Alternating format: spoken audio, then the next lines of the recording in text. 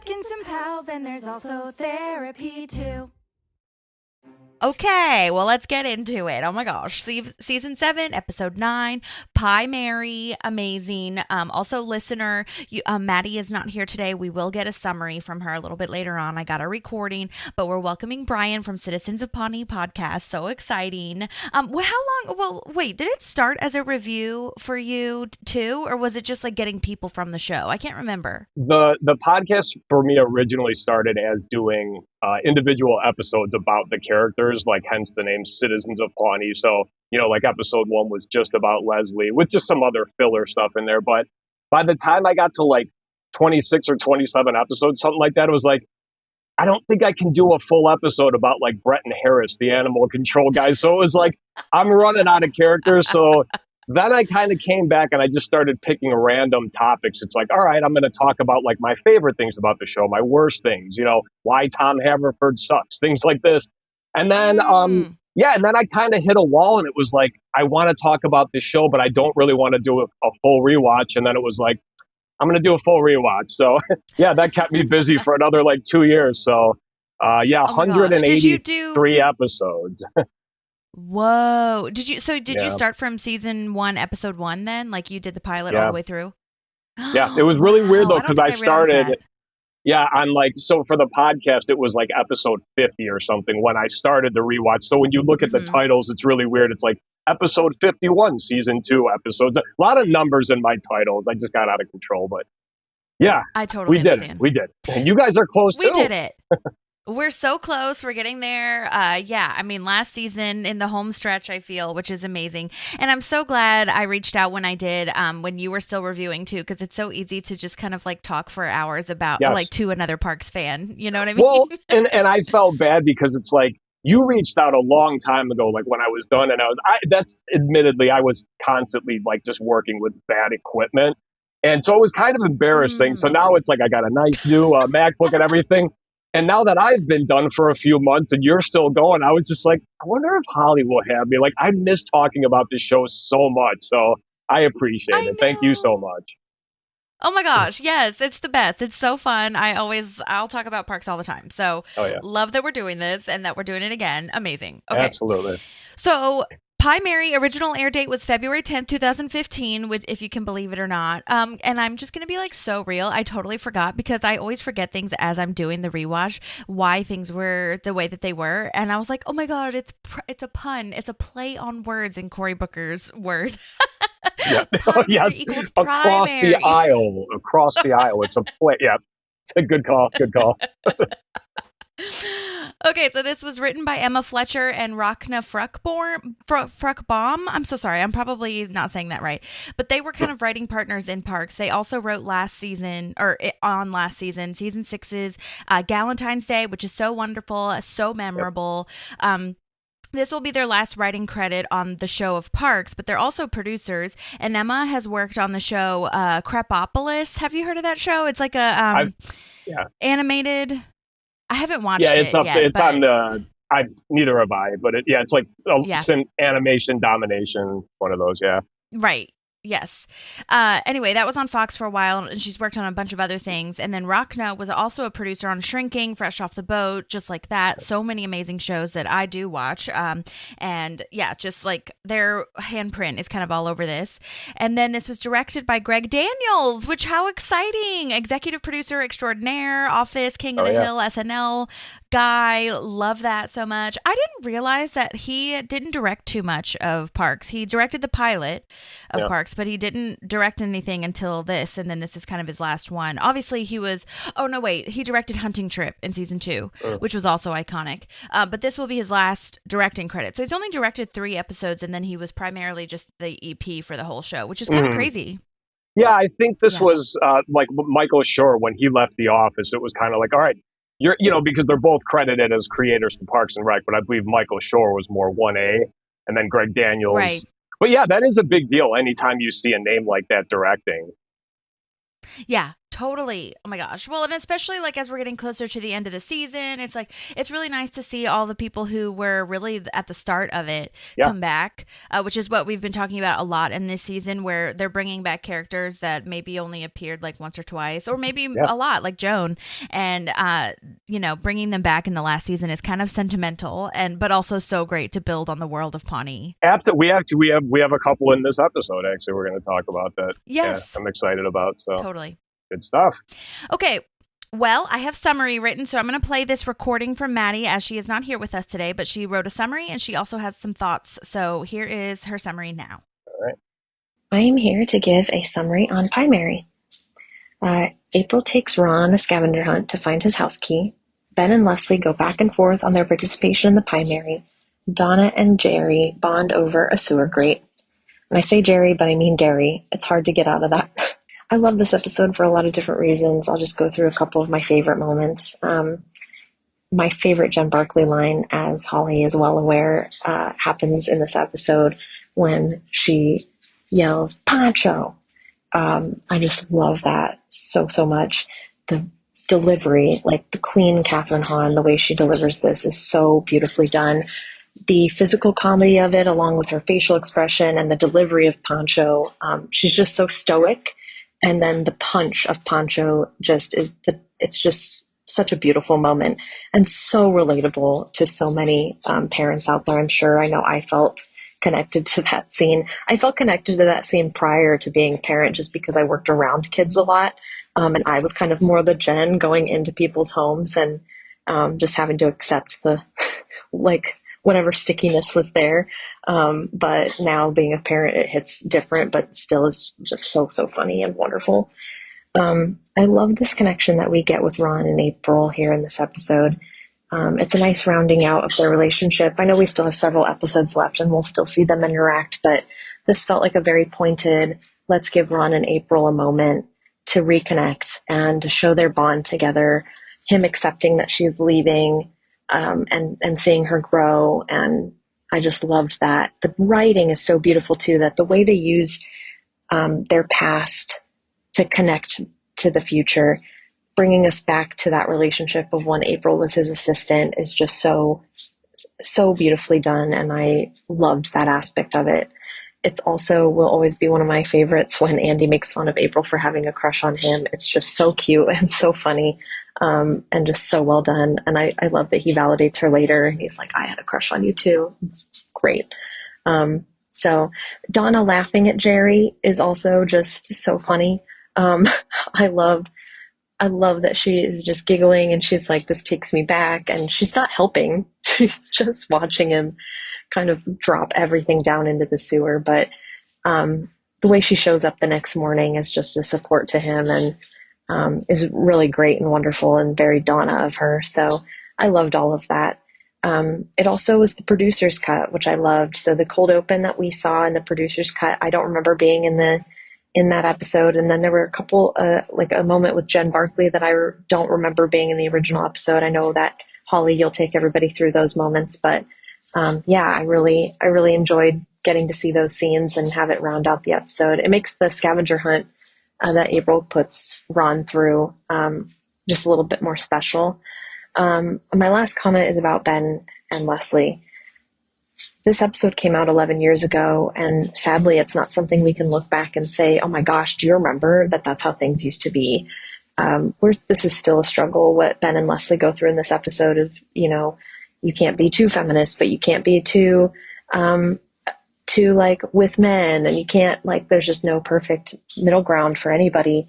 And I think what they do is just so beautiful. Ben and Leslie are the medium, and I think it's just such a beautiful representation of how we should be looking at it, the healthy way of looking at a working mom and a dad who, also really cares about his children. Like Ben brings up a great point. Nobody asks men, like, if they miss their kids while they're at work. And so, really sad that we look back and it's been 11 years and it's still an ongoing issue. But I think it was just handled so beautifully, and they're such a great model of how we should be looking at that, at the dynamic between men and women and being parents and working and what's the expectation of us, so I think they did a beautiful job, and great episode. Sorry to miss it, but excited to hear everything that Holly's ready to teach us today. Yay, that was a fun summary and thoughts. Yes, we will get into all of that in so much detail. Yes, oh my gosh, I love this episode very much. This is when I was watching, I've watched it a few times, obviously. I even went back and listened to my episode just to make sure I didn't forget any little tidbits and whatnot. But it's funny because it's like, of all the episodes, this is the one that I get called on for. And it's just like, yep, the one where men look like just, I'm sorry, are we allowed to swear on this? Just effing. Yes, absolutely. Okay, all right, okay. Yeah, and I love the performance by, Chris Gethard in this, and we'll get to it. But yeah, this is, it's a purposely written that way, obviously, to make men look stupid. And I'm totally fine with that, especially this time we're in right now. But yeah, it's just funny. Like I was thinking about it. It's just like, yeah, I guess it would probably be kind of funny to have a man's perspective on this episode. So yeah, that's so funny. Oh my gosh. Yeah, they do a really good job of writing this. I think that one of the things that I really enjoy about this last season is that they're kind of like I've talked about with characters even, where they're bringing it back to their like political satire because they did a lot of that in the first couple seasons. You know, like Dexhart's scandal was a real scandal and they like made a joke about that and all that kind of stuff.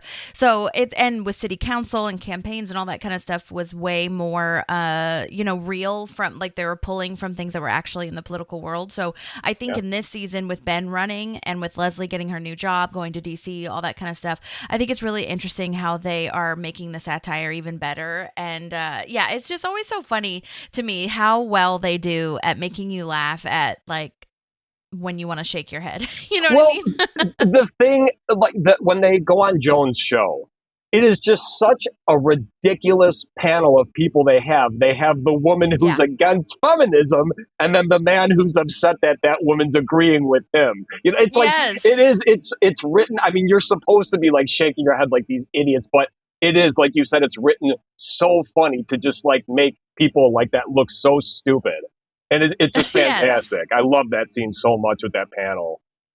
It's so good. Oh my God. Well, so starting with the beginning of the episode, we open on the Harvest Festival, or another Harvest Festival, which is, again, something that's so sentimental to me. It's something that we started off, which was like one of the things that Leslie, first of all, wanted to like save everybody's jobs with, but also proving to Ben. And then also kind of like, I don't know, in her head, I think it was one of the biggest things she's ever pulled off. And now look at where she's come from and what she's done since then. It's just amazing, like looking at where it all started. It's so beautiful. Oh, yeah. And I just love seeing the how big it's gotten too. It's so nice. It's weird.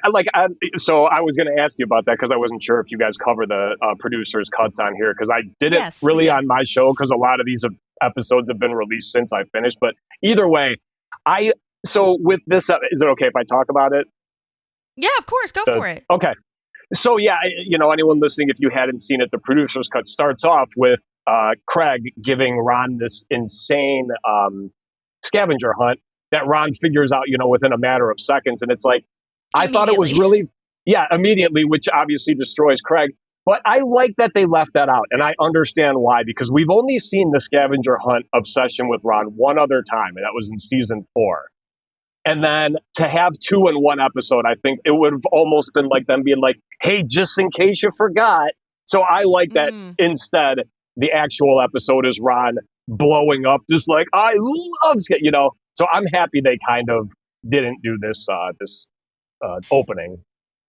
Yeah, I think it's one of those ones that works either way. We talk about the producer's cut and a lot, and on the Peacock release, but I also do all the deleted scenes, like on the DVDs and stuff. Okay. So there are times when I'll like play a deleted scene and I'm like, man, I'm so sad they cut that, because it doesn't make it makes more sense if it's in there, but like it works either way. But there are plenty of times when I'm glad that they cut the deleted scene, because it just like doesn't really add to the story or to the show. And it is only 21, 22 minutes or whatever.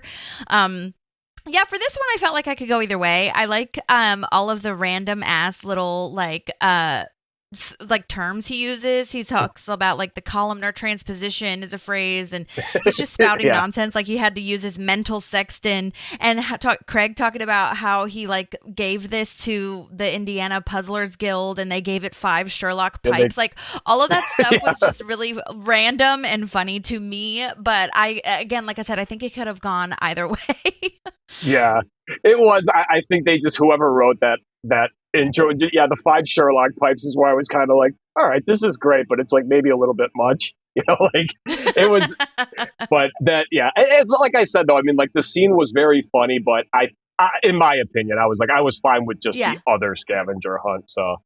But yeah, totally. And I mean, like Maddie said in the summary too, it is interesting that like it's not that it necessarily makes it like more funny or anything like that, but it is kind of cool to show that like April and him have this little like moment together, and it like rectifies that. But like if we didn't see that, we wouldn't know that he needed to have been rectified. You know what I mean? So like I totally get it. And I also I thought this was worth mentioning too, that at the beginning of when Craig comes in, like Donna has that whole moment where she's like telling Leslie, Craig might care even more than you. Like it's crazy, but he might, and because he's kind of insane. And so I like that he's at the head of the Harvest Festival. I mean, I know it's right here, it's just a scavenger hunt, but I can tell that he is, with what we've seen from him being in the Parks Department and kind of taking over Leslie and Ron's role. I just really like that they brought that back, that he is now in charge where she was in charge at the beginning. So that was really nice continuity for me, like taking up the torch. You know what I mean? Yeah, good point. Very good point. Yeah. Okay, so now Jen Barkley is with Ben and Leslie at their house. We're talking shop. Leslie loves shop talk. And I like this line of, my favorite types of talks are pillow, real, and girl. Yeah. And Ted. Ted talk, yeah, of course. So this is going to sound like a gripe, and I guess it not really a gripe, but I have daughters, love my kids, but I just kind of think that them having kids in the show was completely unnecessary. I know it fleshed out their characters a little bit more, but this part where the kid runs by with the paint and or maybe that was in the original cold open, I think it was, when she yells out, "Steven," I think that is the only time Ben or Leslie address one of the kids by their name. Because even later on in the episode, Leslie's like, all kids ran out, all kids back to sleep. One of them got out. It's like, there's only 3 of them. Why would you say one of them got out instead of just the name of, So I don't know. As a parent, to me, that just seems like, you don't need it, but it's fine how they did it. Obviously, we didn't have to see this whole, them bringing up the kids. But sometimes I just feel like the kids were completely unnecessary. But the scene is great, though, for the poncho part and everything. I don't know. Just an opinion. I love that you're bringing this up because you're not the only one that felt that way. So when they first had their kids, there was a lot of reviews that were like, this isn't necessary, like, or if it is necessary, like, why aren't they in the show more? All these kinds of things.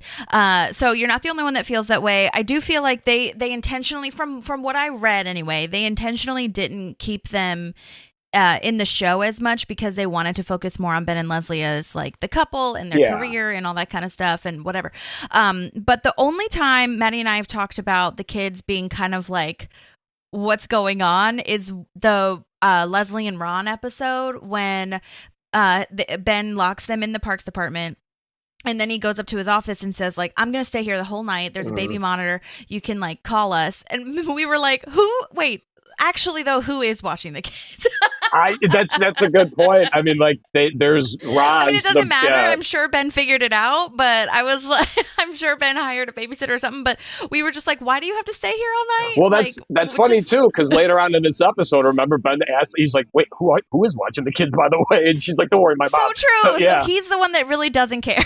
Or doesn't notice. That's it. But no, like I said, I mean, like, I think it's not like they focused a ton of time on the kids. So it's not like I'm like, this is stupid, this is idiot. There's just certain times I'm like, we didn't need that. But overall, they did it just enough to give us a little more character development. And we got some great stuff with like the whole, like the reveal of the triplets and everything. And then just, it actually for this season, it gives us more to, like to root for Leslie as a mom as well as everything she's doing. So I do, like I said, I'm kind of up and down with the kids thing. But overall, I think that the way that they played it, not too much, was good enough. So.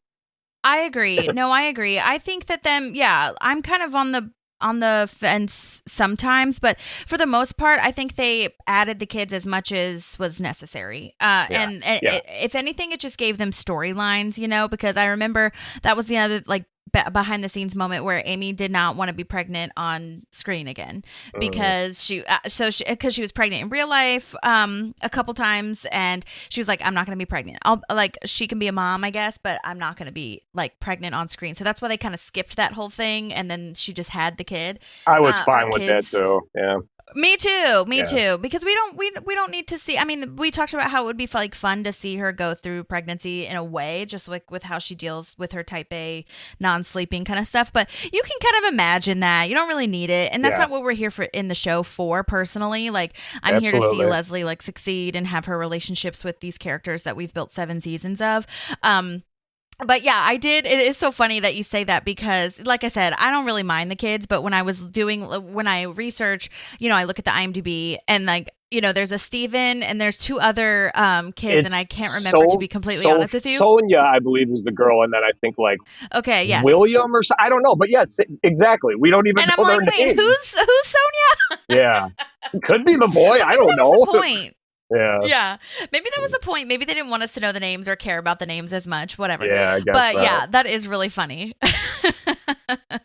Yes, listener, let us know how you feel too. Even though I know that I read a lot of the reviews, and you're not alone, Bryon. But okay. I think they did. My kids are gonna hear this and be like, "You hate us, don't you?" Okay, so Ben asks why Jen is wearing this poncho, and she says that every surface in their house is sticky, which, side note, I'm jumping ahead a tiny bit, but when he comes by with the paint, I kind of thought it was like going to be a lollipop or candy or something. I kind of forgot that it was paint. That's so funny you say that, because listening back to my episode, I said the same exact thing because I thought it was a lollipop. But remember, there's that episode where Leslie hasn't slept in like 3 days and she's got a lollipop on her. Ron tells her that, and she's like, "Oh, I'm lollipopping. It's what the kids do." I think that's why I did that too. I thought it was food or something. So yeah, well, and because Jen also says the whole thing of like every surface being sticky, and I was like, oh, so it's got to be food. That's true. Yeah, something candy. Yeah, but yeah, totally. Anyhow, so I was also going to ask your opinion, because this, to me, I don't know, the more I see it, the more this looks like a different house than the one Ben proposed in, like the really wooden one. Yeah. It just looks less like the one that we saw when she originally buys it. See, this is you're right. I guess I didn't really put a lot of thought into it, but there's a lot of kind of confusion in season 7 with, are they in Washington right now or are they in Pawnee? Because it's kind of discussed that they have houses in both. Which is weird because I think it's like in 2 episodes or whatever when they're living in Washington and Ron just shows up at their front door and they're just like, "Oh, hey, Ron." Like, it's not weird. Yeah, so they talk about it many times, and it was another thing I thought was unnecessary with them having to be going back and forth in between the two. But actually here I'm not sure if they're in Washington or Pawnee, so no, I would think they're in Pawnee. Okay. I think they're in Pawnee I don't think they've moved. Oh yeah, officially you're yet, right. This whole episode's in Pawnee. They haven't. No, you're good. No, because I do think you're right that they go back and forth, especially when she accepts that new job and everything. But we haven't really seen their Washington house yet. So I was noticing that this house in particular looked different last episode, actually, or was it? Yeah, I think it was last episode. I can't remember. But yeah, I just thought that it was a weird continuity moment. It's fine. It looks nice, but it was just a little different. So yeah, doesn't matter. Anyway. So then we have a photo op with Grizzle, and we have to skip the pie baking event and the squash toss because they're going through their campaign schedule and all this stuff. And Jen asks if they're ready because the campaign is about to get very intense. And Ben obviously is like, of course I'm ready. It's fine. And he also made this pump up mix, which had a surprising amount of Pat Benatar. Oh my God. Pat Benatar. Really I love Pat Benatar. She's so great. She's great. Oh yeah. But really, Jen was talking to Leslie, saying Leslie's like, yeah, I run a campaign. I know all the issues. I know everything. But of course, to Jen, that is a bad thing because smart people freak the voters out. And this is one of my favorite lines of all time. I mean, I know it's like kind of niche, but when Leslie says, well, I think you're underestimating the voters and like what they can understand and comprehend and stuff. And Jen laughs this crazy laugh and says, I don't think that's possible. I think about this all the time because I listen to a couple political podcasts and they're always giving the voter like so much credit of like voters are smart, and I'm like, Yeah. I don't know if that's true. No, some of them are. No, obviously Leslie's positivity is like, of course she thinks that, but for the common person to think that, I mean, I'm not calling myself dumb, but like, you know, I have to research heavily before I vote, so I don't know. It's just something that's funny to me that Jen says. Yeah. No, it's I love the whole part too with her just like, well, just what they do with the other wives. It's just like we just like kind of like, what did she say? We give you a Valium and just shove you off to the side or whatever. Yeah. It's like so degrading, but it's hilarious. Lapel, yeah, totally. I did see that the Pie Mary might be a parody of the Family Circle's First Lady Cookie Contest. And in it, First Lady cookie recipes from incumbent and potential presidential spouses have been pitted against one another, tasted and voted on by Family Circle readers, which I believe was like a magazine or kind of like a Reader's Digest situation going on. But there's a lot of reasons / ways that this could have been a parody. So that could be one of them. I did not like go too deep in the rabbit hole, but yeah, apparently that's a thing. First Lady Cookie Contest. Okay. Yeah. Yeah. It's when this, I mean, like we haven't gotten to it yet, but like just the whole part when Leslie is being like even introduced later in the episode, like by Martin Housley. It's just so like, I mean, it's like, here's Ben Wyatt's wife. And then it's like, yes. What does he say? Ms. Wyatt or whatever. It's actually Miss Nope. Yeah. It's just, and it kind of sucks too, because like, I love that character of Martin Housley. He doesn't have like many big roles. He's usually just the town like DJ, but it's like he does, you know, the host of all the ceremonies and stuff. But like this scene, I'm kind of like, oh, come on, man. Like, cause they never really showed him as that, you know?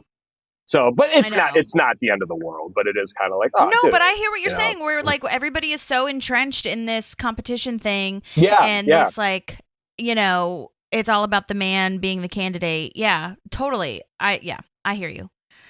Mm-hmm.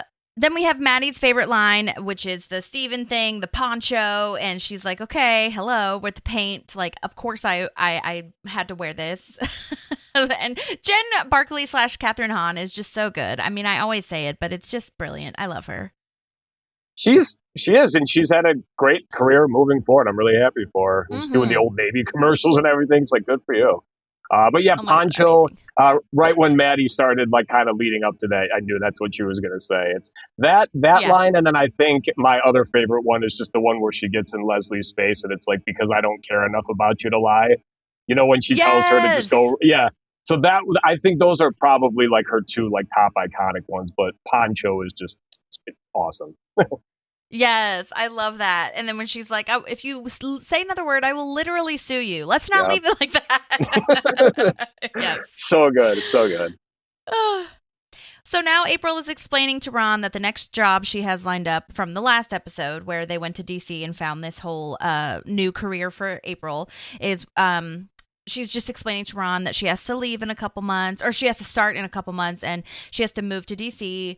And Ron is really happy for her, which is very exciting. But I totally not forgot, but I kind of did like have a little like, oh, right, this is where the actual scavenger hunt comes in, where Ron asks April to give the key back to his house that he let her borrow. And it was kind of shocking to me because, again, I don't really watch Parks and Rec unless I'm reviewing it. And now I'm excited to start back up and like watch it as just a fan and not, you know, analyzing it. But it is interesting because when you hear that, you're like, oh my God, Ron gave April a key to his place, to his house, to his dwelling. That's a big deal. It absolutely is. And you find out later, like why it was, but still, I think for her, probably April at that time was just like, this is insane because I mean, I think 94 meetings was the first like falling out, I guess, between them. So it's like, I love that we don't know exactly when he gave her this key. Did he say, like, was it right off the bat? I don't remember, but I love it when they do, because you know what? I'm not going to jump ahead. I keep doing that. So, but No, you can. What were you going to say? I was going to say there's another scene like this between Donna and Jerry when she was just like when he fell and he's like, I was reaching for a burrito. I love that in the show they're talking about another episode we saw 5 years ago. You know, season 2 or whatever that was, the park safety episode. So I love this, and then the whole thing too with April and Andy throughout, where it's like, oh, she had a huge crush on you then, and you're thinking back, and it's like, God, this is before they were even married. So I love how the writing has to work out. That it's like, okay, for it to be this time, these two weren't together yet. You know, April had a crush. Mm-hmm. You know, because April was crushing on Andy before, like the opposite, because he was still obsessed with Anne. But yeah, when you watch this episode, it's like, this is awesome how they're, you know, and like, yeah, I love it. And a lot of like final season stuff, like let's wrap up loose ends, but also bring up some old stuff, like you said, whether it be characters or old storylines. Let's just remind people. So maybe I'll take it back. The whole scavenger hunt thing with Ron in the beginning, maybe that was them just being like, hey, remember this? Like, you want a little more of this? Like, because everyone loved that episode. So. Well, yeah, and it makes you feel like they're friends at the end of the day, which is what they're so good at doing, because you're like, oh, yeah, remember we've had all these memories together, and we grew up together, like, in our adult life or whatever, and we're being reminded of those nice memories, or, well, falling into a ditch for a burrito and lying about it. Yeah, absolutely. It's so, yeah, that's a great point. Okay, so now we're in the space where the new Grizzle campus will be. There's construction going on, all the graffiti and stuff like that, where Ben is giving a speech talking about what it's going to become, how it will transform into a hub of innovation. And then we get a reporter asking a question, and both us as the audience and Ben is like, oh, I guess I'm getting questions now. Okay. And a lot of people online said this too, but the way Ben says the reporter's name, Tad, sounds like he's saying dad. Did you hear that? You know what? I didn't catch the dad part, but I was going to say that guy's name, that character's name is so funny. You can keep talking. I'll look it up. It's like, sorry. I wrote it down. No, I'm on the same page. Okay. Tad Nork Sprumeth. There we go. Yeah. So, you know what? I think I wasn't paying. I didn't hear the dad part, but Tad is great though. It's so funny. Yeah, because the way that he says it is so hilarious. I mean, he didn't do it on purpose, obviously, but when I was looking on, like, doing my research and stuff for this episode, I wasn't the only one that heard that. So okay. That's so funny. Well, that would have been. Yes, Tad Nork Sprumeth. That would have been kind of funny because it kind of reminded me of Andy Bernard on The Office, how he does that multiple times. He'll call people dad because his dad hates him so much. And he's like, Dad, sorry. But yes. Can I also, there is the other woman. What is her, the woman who asks the question right after that guy, Tad Nork or whatever. Oh, yeah. Her name is insane too. It's like, did you write this one down? Shoot, I don't think I actually wrote down her actual name, or did I? I know her actor name is Danielle Kennedy, and she's actually been in the. Oh, I got it. Burbs. Yeah, Yes. Well, she's in the episode Bus Tour. She's the one that asks Leslie, and she's like, about Nick Newport Sr., and she's like, what about him dying? I sad. Yeah, but anyway. Is that your statement? Yeah, I sad. Yeah, no, her name is Winter Karumba Yekti Rabbit. That is her name on Parks and Rec. Yeah. Amazing. Can you imagine that on your resume? I mean, like, she probably looked at it. It's like, do I have a speaking line? I'll take it. Yeah, good enough. I'll take it. Yes. Well, did you hear about, I know we are kind of going all over the place, but did you hear Mike Schur's interview with Amy Poehler on her podcast about, like, why he names the characters that way and everything? I believe, I think I read that. It was just like he wanted them to have authenticity, right? So it wasn't just like actor 4 or like, yeah, mailman. Exactly. Yeah. That's the first part. Yeah, is that he really likes working with actors, and he knows how like hard it is to get things on your resume. So like when he hired or casted people, he would write in the name so that it wasn't, like you said, just like reporter number 1. It was like an actual name, because it makes you feel, or it makes the casting director after this see like, oh, they had a named character. Yes. But the second part was why he names them so weirdly is because of licensing. Like, you can't have like a Ron Smith because there are or you could have a Ron Smith because there are so many Ron Smiths that you can't pinpoint which one it actually is. Yeah. And so he would just like add in random letters and be like, Ron Smith York. Yeah, exactly. Add a random. so that he could pass it through, like clearing it through the legal team, Or which I thought was so funny. there's the one character, her name just keeps repeating backwards. It's like Zapasa posta pasta posta pasta. Oh, It just keeps going. Like, yeah, I don't even remember what episode, but yeah, stuff like it's brilliant. On Citizens of Pawnee, I actually had an episode about that too, just like my favorite character names, where I went through scrolled through like all 900 of them on IMDb, and I think my favorite one is Gunch Merkwell. Gunch. Love. Yeah. So good. My favorite is Dan Candle, the mortuary guy. Oh, yeah. I know it's like not.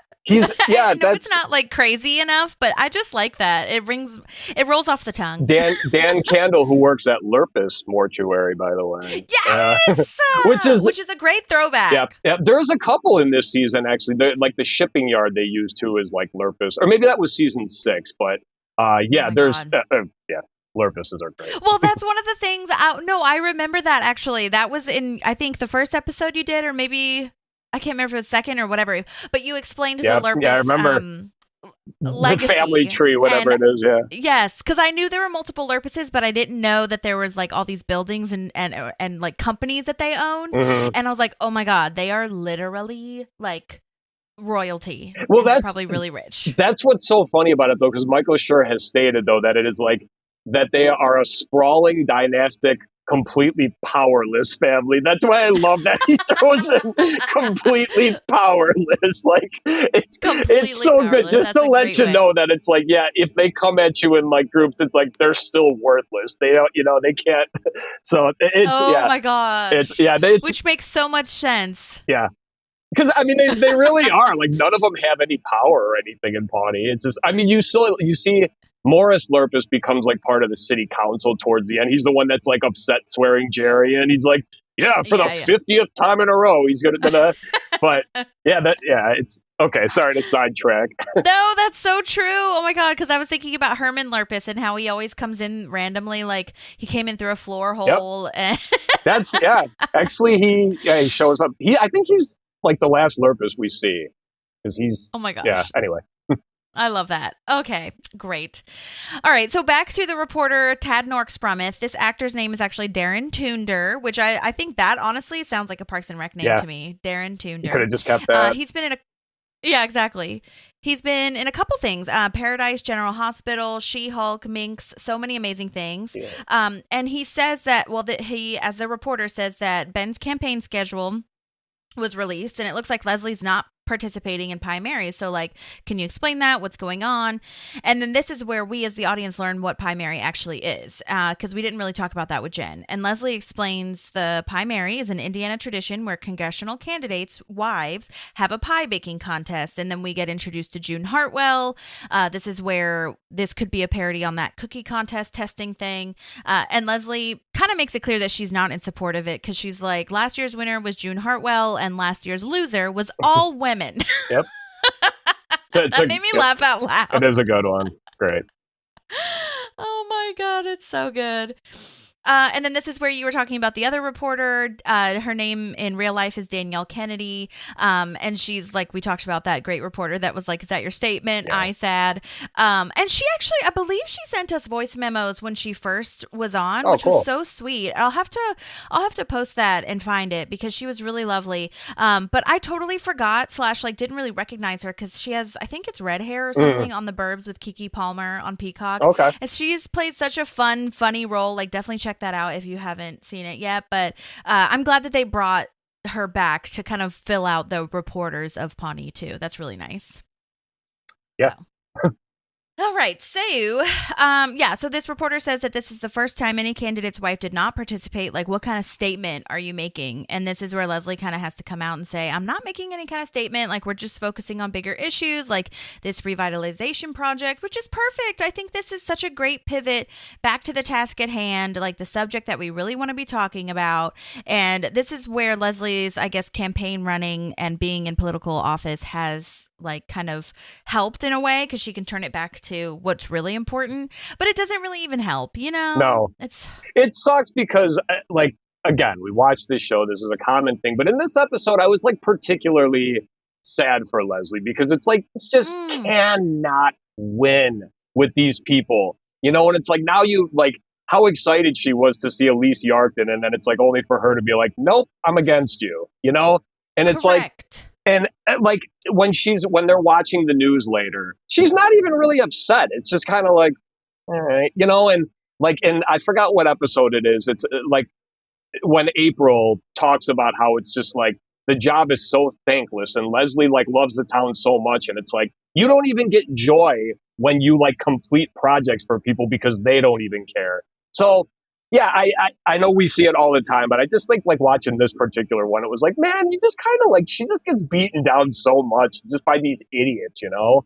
I know. I know. And that's why I think they do such a good job, because I really like watching like wins in government, which is what we get like towards the end of the episode. Yeah. Maybe not a win, but more of like a optimistic version. 50-50. But I also really love that they have such a good balance of telling us the truth and how like shitty it is that, you know, not everybody supports you, not even though you're doing the right thing for them or you just want them to be supported. And yes, that's a great point. The London episode was when April like submits her because she's being so like upset about how everyone's stupid. But yeah, great point. And then this is where we, oh my gosh, we have Mike Patterson coming back, who runs the local news station, who has never been on Leslie's good side. Never. No, you're wrong. Yeah, he's the one that. Oh, wait, no, he didn't throw the punch, or was the woman going to punch Mike Patterson or whatever? And when Leslie got punched, like mother puncher. Right. Yes. Literally. No, that's what it was. It was on the episode "The Wall." Yep. And at the hospital, like his whole. Yes, and his whole team ambushes Leslie in the hospital when she's visiting everybody, but Jam is the one that it looks like she's visiting, so they think it's just the Pawnee people. But yeah, and the one who punches Leslie was an actual stunt actor. I remember looking that up because I was like, that punch looks really good. It did look good. Looked really good. Oh my God. Crazy. Mike Patterson. I'm sorry, I was just going to say, he's like, we forget too at this point that Eagleton is part of Pawnee, so it's like you forget that like scumbags like Mike Patterson are from Eagleton. So it's like, you know, you have all the Pawneeans that can't stand Leslie, and it's like you also have this new group of Eagletons, you know, or Eagletonians. So right. Yeah. So true. I love this actor though. Just like Jam, like I hate Jam, but I love John Glazer. Like this actor who plays what's his name? Mike Patterson or whatever is named Seth Morris. And he's just been in so many things, great comedy things. I think he's always so funny. This will be his last episode on Parks though, sadly. Yeah. I mean, maybe not sadly for in the course of the show, but Yeah, he was I know him from The Good Place most recently. He was Kristen Bell's like scumbag boss. But yeah, he's great in everything. Right. He's good. So good. I love too his little like, pardon me, excuse me, I need to get through, as if there's like throngs of people blocking him from getting to the front, and there's pushes literally the two no one people there. out of the way that are in his way. Yeah, always. And Mike in the face. That's so funny. It is. And then this is kind of where we get to the crux of the show, this episode, really, where he asks that age-old question of all successful women everywhere, or just women in general, like, where are your kids? Who's watching your kids? Let's not get emotional. What about your haircut? Which I think was kind of funny that Leslie is like, thank you for noticing and none of your business. Yeah. That reminds me of I think it's episode 1 of this season when Ron's like, also your hair looks the same or whatever, and she's like, no, I got it cut. He's like, well, I don't know things like that. Yes, I got bangs. Yeah. It was just a funny comment from Mike Patterson. Yeah, the haircut. You know, it's like clearly he probably had like one of his teammates like, also she got a haircut. You know. Exactly. Yes. And online, I mean, I already talked about this a little bit, how this is parodying, this episode in particular is parodying a lot of different things. But there's online, someone had pointed out that this was kind of pointing also at Pamela Anderson's story, where everyone was asking her about her kids and her hair and like all these different things that didn't really matter. But I think it's true. I mean, I just think it's true of all women everywhere in any public sphere, you know, like I don't think you can get a break if you're in the public arena. You know what I mean? Like I said, I mean, I'm not in the public arena, but I have kids, and I mean, like, women ask me about my kids. Like that's kind of how it is. I mean, like, I've been working with the same people for a long time, so I'm not saying like men don't, but it's a different culture, and I know that because, you know, like I said, my wife, you know, is a teacher and she's around kids all the time, and she does so much of the work with the kids, and yeah, people don't traditionally come up to me and ask about them other than just like, how are they? But like no specifics because, you know, they don't think I know. And it's like, I know my kids, you know, Right. but, Yeah. you know, yeah. So it's just, yeah, with women, they got to deal with that, you know, sucks. Yeah, they deal with it a lot more. Yeah, that's so true. And then I remember, and I didn't find anything online. However, I wouldn't be surprised if the writers were also kind of pointing at the cultural shift when I remember, anyway, I think it was on Hillary Clinton's documentary, but it happened in real life too, where Bill Clinton was running and Hillary was, you know, kind of like Leslie in the way that she's smart, educated, like well-rounded. She knew how to run a campaign / like be a campaign's wife at the same time and all that kind of stuff. And Hillary Clinton made this comment about her opponent's, or Bill Clinton's opponent's wife, saying that she chose to bake cookies and Hillary chose to get a career or have a career. And it was like this huge backlash moment, learning experience, I guess, where it was like everyone hates Hillary now because, like on Mike Patterson's show, it's kind of exactly that of like talking to June Hartwell, like, oh, so you think all women are stupid and women who love their children are dumb. And that's kind of literally the idea. And it's wild to see, I guess that's what I like about it, because it's wild to see laughing about it, you know what I mean? Even though we're shaking our head like we talked about. Totally. But I mean, like when this episode came out 11 years ago, and it's just like, yeah, things are bad, but it's just like right now you're just like, fuck. Like, I mean, some of the stuff, like in Parks and Rec is known for being not known for it, but I mean, like they've predicted so many wild things, whether they did it on purpose or not. But I mean, some of them, it like genuinely just makes you upset. There was one, like one of the older episodes that I was watching recently when Leslie's like, I'm like an old white man. I can get away with anything. And I remember telling my wife, I'm like, unfortunately, that has aged too well, you know? And it's just like, yeah, so. I totally agree. That's a great point too. Oh my God. Yeah. Again, they're just like so good at that. And yeah, this whole idea of, you know, June saying like Leslie chose to have it all, even though, as Leslie says later on, like, what the hell does that even fucking mean? And I also love this joke, oh my God, that Mike Patterson has of like, well, where are your kids? Well, your God only knows where. She's right here. What do you mean? I'm literally standing right in front of you. Yeah, it doesn't mean just like, whoa, don't raise your voice or whatever. Like, yeah, exactly. Let's not get emotional. Yeah. Oh my God. Emotional, yeah. For a woman, of course, let's not get emotional. Yeah. So this is where back at City Hall, April is looking for Ron's key, and she says she hid it under Andy's desk in the Parks Department, which is a, you know, total Ron move, actually, because Ron hides a lot of stuff in the Parks Department or like throughout City Hall, hidden somewhere. And I love that you see the thread here of like what they have in common, not only the scavenger hunt thing, but like this kind of hidden, you know, personality trait too. It's kind of cool. You mean April and Ron? Yeah. Okay. Yeah. Yeah, because Ron hides a lot of stuff in City Hall, and April did too. I just and no one else knows it's there except for them, so I kind of like that. Can I talk about actually? I don't know if it's this scene yet, but the deleted scene or the producer's cut scene where Jerry is out there and she's they like Andy finds the little container. Oh yeah, the box or whatever. Yeah, that to me, because like I just saw the producer's cut for the first time, like whenever I watched it for this research, but I can't believe April actually says, Jerry, you're a nice man, and I'm sorry for all the things I've done to you. And you're like, oh my God. But then, of course, sure enough, before she leaves, she's like, I take it all back. But it was like, yeah, that one, I'm kind of happy they left out too, because it was like, no, you gotta keep, like, it's almost like it would have been too early for April to be like, all right, Jerry, we're cool. So I kind of like that they left that out, even though like my jaw dropped when I watched it the first time. I was like, holy shit, I can't believe she actually just complimented him. Yes, it's always shocking. However, I will say for me, it didn't come out of nowhere, because I always think of Andy's kid show and how she scratches his back. She scratches Jerry's back. Yeah, like, she does. And she does that for like a long time. Longer than you would think, because she thinks that he's sick or whatever. And so like she has these little tiny things. I don't think it was necessarily like needed in this particular episode, but to me it wasn't as shocking. It's still always kind of a shock when she does it, but it wasn't as like, oh my God, that would never happen kind of vibe. But yeah, It is crazy. It is still crazy. I think, you know what, I think it was more just because, like I said, I had never seen this one. And like, because It was a I have surprise. Peacock pretty much just for The Office and Parks mostly. And I have like the super fan episodes for The Office. I haven't really watched them. And then these Parks ones too.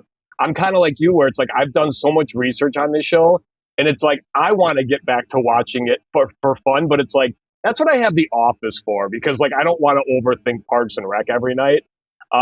I don't know how I got in this rant. I'm sorry. Let's just move on. Oh Sorry. no, it's because I was following you. Yeah, you were just surprised about April because you hadn't never seen that scene before. That's right. That's right. I'm sorry. Because this was the producer's cut. So yeah, I totally understand. Yeah, so this is where, okay, so there's no key in the box that she hid underneath Andy's desk, just a movie ticket stub and 4 teeth, apparently. And she wrote a note to herself that she moved it, but it was 8 years ago, so she doesn't know where to go from there. And then Andy has his little moment, oh my gosh, and my co-host Sean and I talked about this last week, where Andy like is kind of similar to Kevin in The Office, where he just like kind of keeps getting dumber. He said that you could train Champion to sniff out the key. So give me that key and I'll get you that key. His delivery that you just did it perfectly. That's so good. He's like, you give me that key, I'll get you that. Because like even April's like, yeah, all right. Like she's like, yeah, this is a great idea. But that is one of my moment too of like, yeah. no. She had it for a second. It's like, yeah, okay.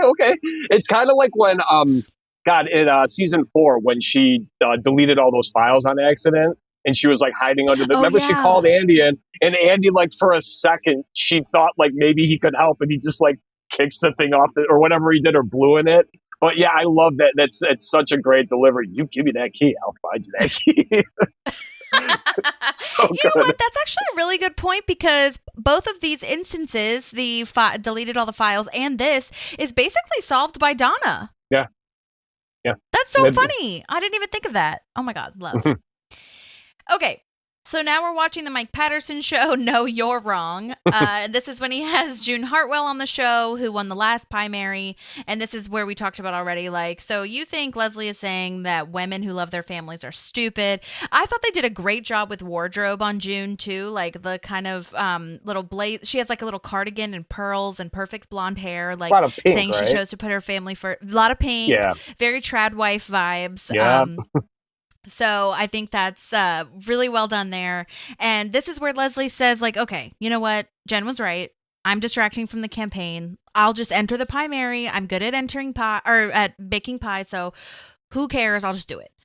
And that is kind of like, I don't know. I kind of go back and forth on that because like she's right. Like it's not that big of a deal at the end of the day, like and she does like making pies and she is very good at it, so like let's just leave it. But Ben says like, no, that's dumb, this will blow over. And Leslie just keeps kind of pushing back and saying like, no one's going to talk about your economic plan and what you're good at and like how like you're going to be perfect for Congress. So yeah, it's hard to decide, but I'm kind of with Leslie in some regard. This one is tough for her because I think this is definitely one of those like, babe, I don't care about this one. We'll take this loss just like for you. Like she is definitely like, yeah, she doesn't want to do it because it's like, no, we're not wrong here and we don't want to apologize. But I like that Ben and her have gotten maybe to the point with these people too, where it's just like, we know what the outcome's going to be and we know we can work around this. It's fine. Mm-hmm. So I do like that too, that Leslie's just like, it's all right. It's all right. But, obviously Ben is a great husband. That's why he's like, nope, we're not doing it, when it comes down to it. So, but yeah, no, this is great. It's a little bit different for Leslie because she is always fighting. And for her to just kind of be like, whatever, let's take a day off. It's a little uncharacteristic, but I mean, I don't mind it. Yeah, well, and I think to your point that they're such good partners to each other and they just want to make the other shine and feel comfortable and happy and, whatever. So I think that that's a really good point too, that Ben is like, Leslie is like, I'll just do this for you. If it was me, maybe I wouldn't do it. Yeah. But Ben wants her to be happy. So she's like, no, or he says, no, you don't have to do it because I would do this for you, kind of vice versa. But yeah, also I love this. I don't know if this is a producer's cut or what. I think it probably isn't. I don't know. The feminine mesquite Yeah, little moment where that's her cookbook. Oh my God, I love that. that is good. I think that was a deleted scene, actually, or at least just that little line. Because, Yeah. that was new to me. That's good. Yeah. This is where the scene you were talking about, April's having Andy look for a box behind the vending machine, and he knows the difference between an eagle and a falcon, which I think is so weird and random.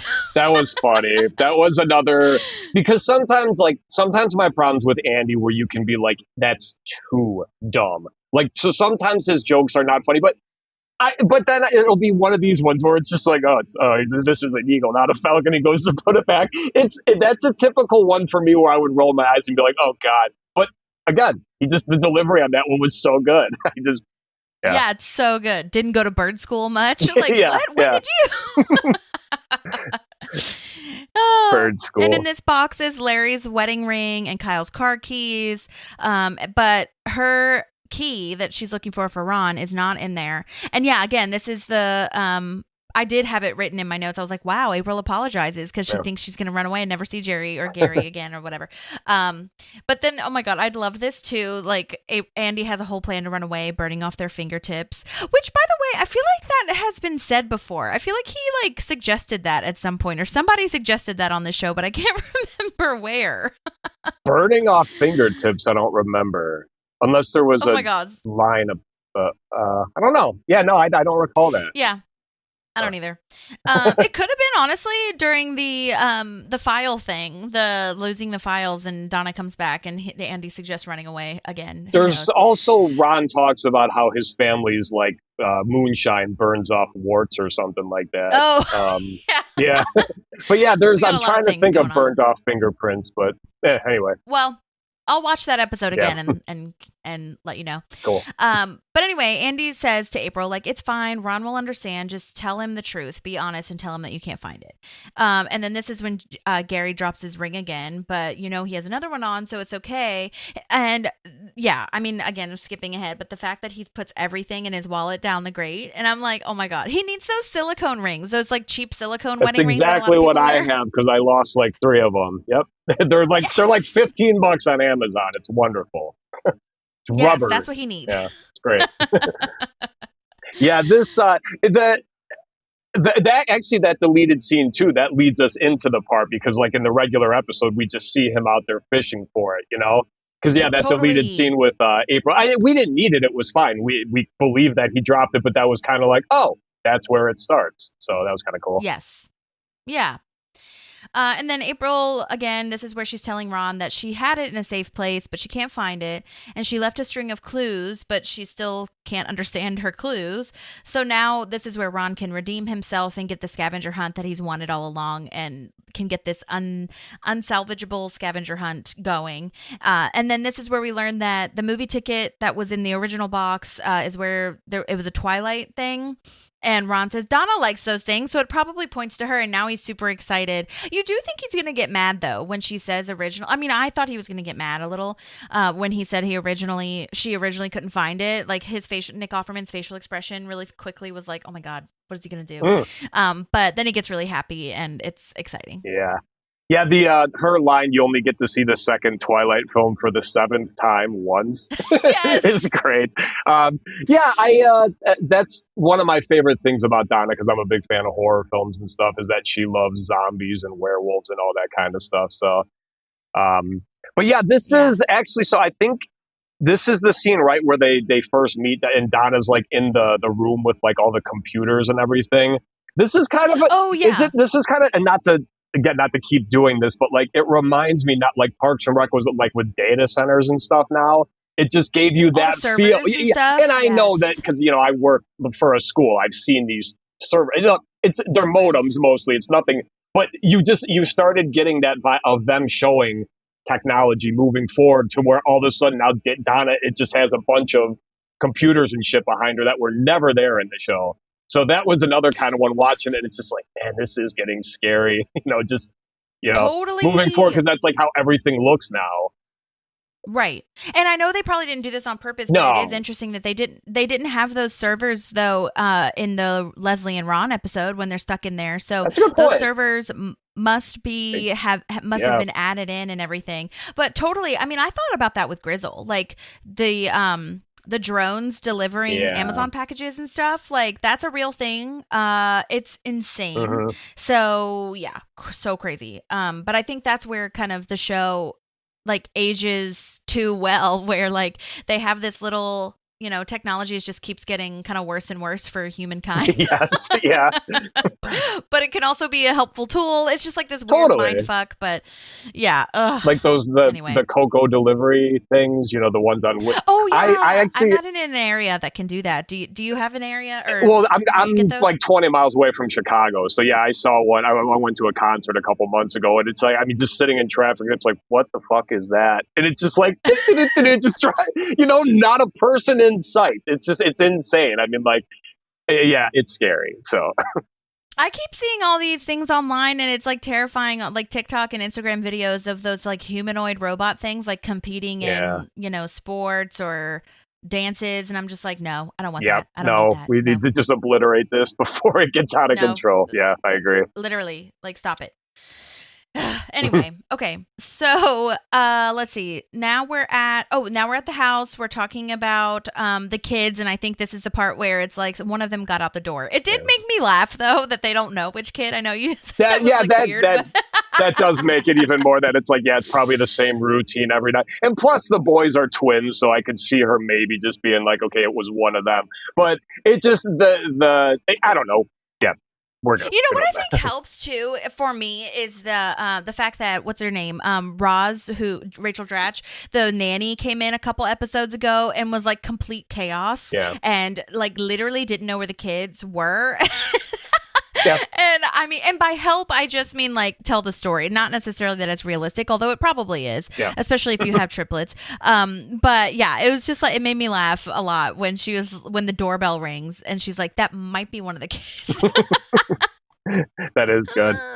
Yeah. So this is where we see Elise come in. She's actually the one who knocks at the door. And prior to that, Ben had gotten Leslie everything for the pie, so that she could make her pie for the Pie Mary, and also 2 whipped cream cans, one for eating and one for using for the pie. So Elise comes back from the Indiana Organization of Women. We saw her in season 2, the episode Woman of the Year. And this is played by Mary Beth Monroe, the actress. And I'm so happy that they brought her back. She's so good at this, and I'm really happy. Like, I actually did get in contact with some of her reps, but I don't know if she'll be able to send us voice memos. But I do hope that I get to hear, because that'd be awesome. I always find it fascinating. Yeah, it would be awesome. I always find it fascinating to hear, especially people that come back on the show from so long ago. I mean, from season 2 to 7, and like most of the time they had no idea that they were coming back.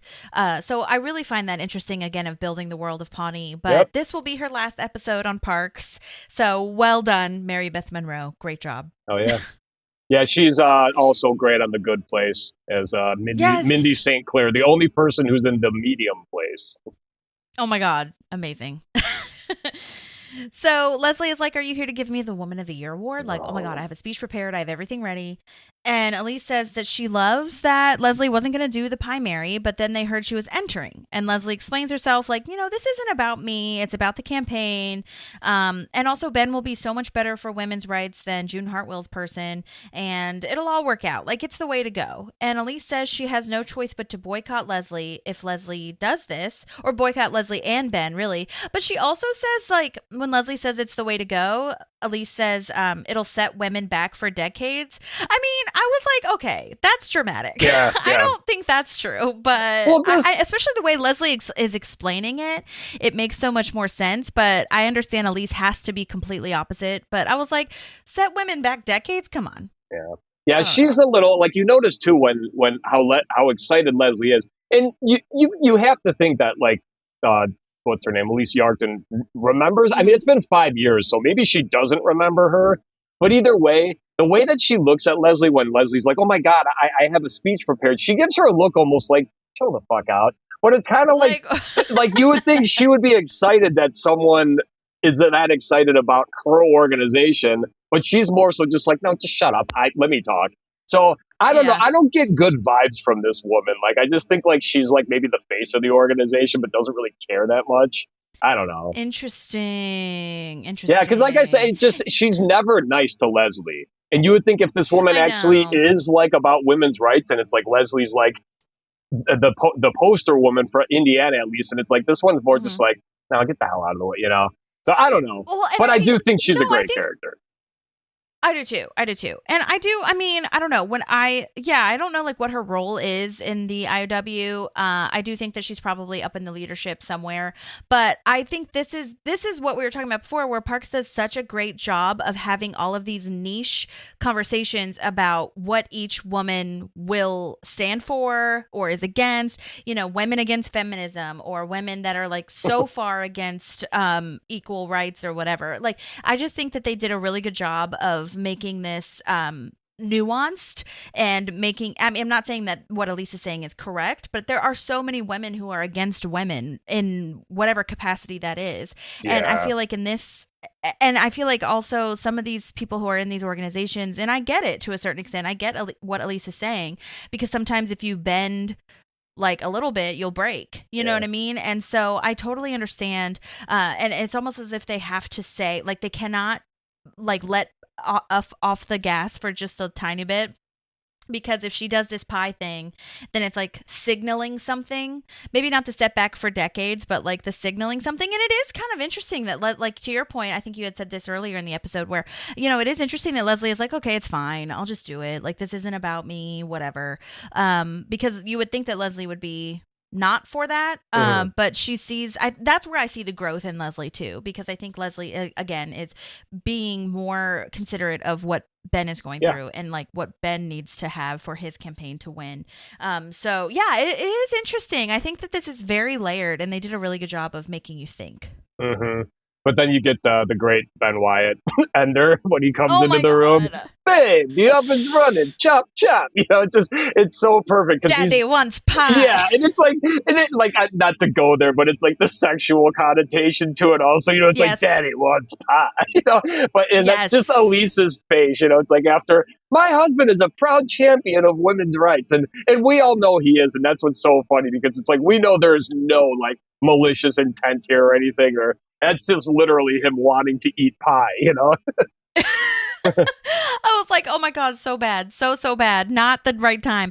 Also, like, it's so funny to me that he just, like, sees a stranger, because I don't think he knows her yet. Like, he wasn't there in season 2. Yeah. He continues with his weird saying. Oh my God. Yep. Oof. I also love Elise's, like, hope you like pie in your face. In your Metaphorically, face. of course, we'll be civil. Yeah, we'll be civil. That is a good one. Yes. Amazing. But especially if you didn't know Ben and didn't see like how he's been before, and I would be like, what's happening here? I mean, I might laugh a little bit, but yeah, that's not the vibe. Yeah. Bad timing. All right. So now we're at City Hall following the key scavenger hunt, and Ron asks Donna if she saw Twilight from the ticket stub. This is where we talk about how April is really high from getting her wisdom teeth out. That's where we learned that the teeth in the box were hers.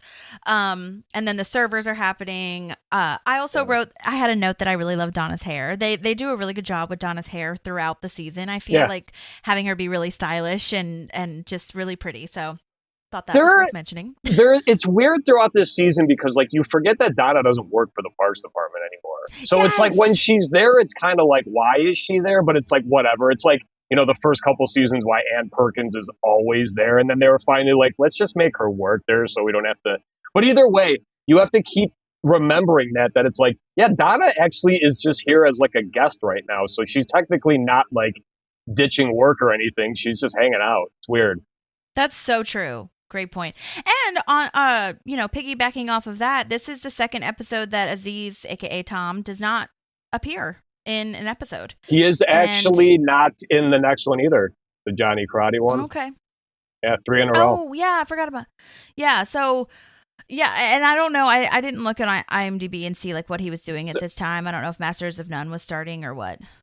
That's what my thought was. I looked at, I checked, and everyone else, it was the same thing. Why isn't he in these episodes? That's really the only thing I could find was other people. But if you look on like IMDb, or if you even Google it, it'll tell you. It's like, no, he's in every episode, because he's credited in every one, like with the opening credits. So it's like, no, but he's definitely not me. Because in the, what at Two Funerals, that's when he comes back and all that says is he's like, me and Lucy were in New York.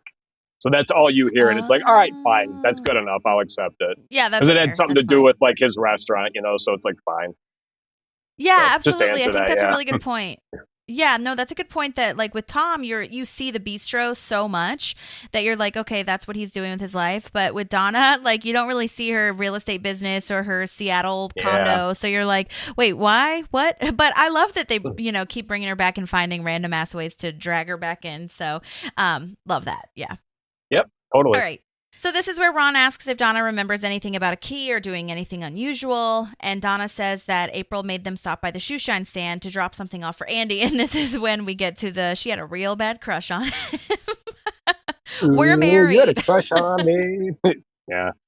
So immature. And then Ron will make fun of her for it later too. And it's just like, these guys are so immature. It's just like, I know. It's so great. funny. So then, Ron is like, okay, let's go to the shoe shine stand. But before we go there, we see Donna seeing Gary trying to find his wedding ring. And he also dropped his keys and all these other things.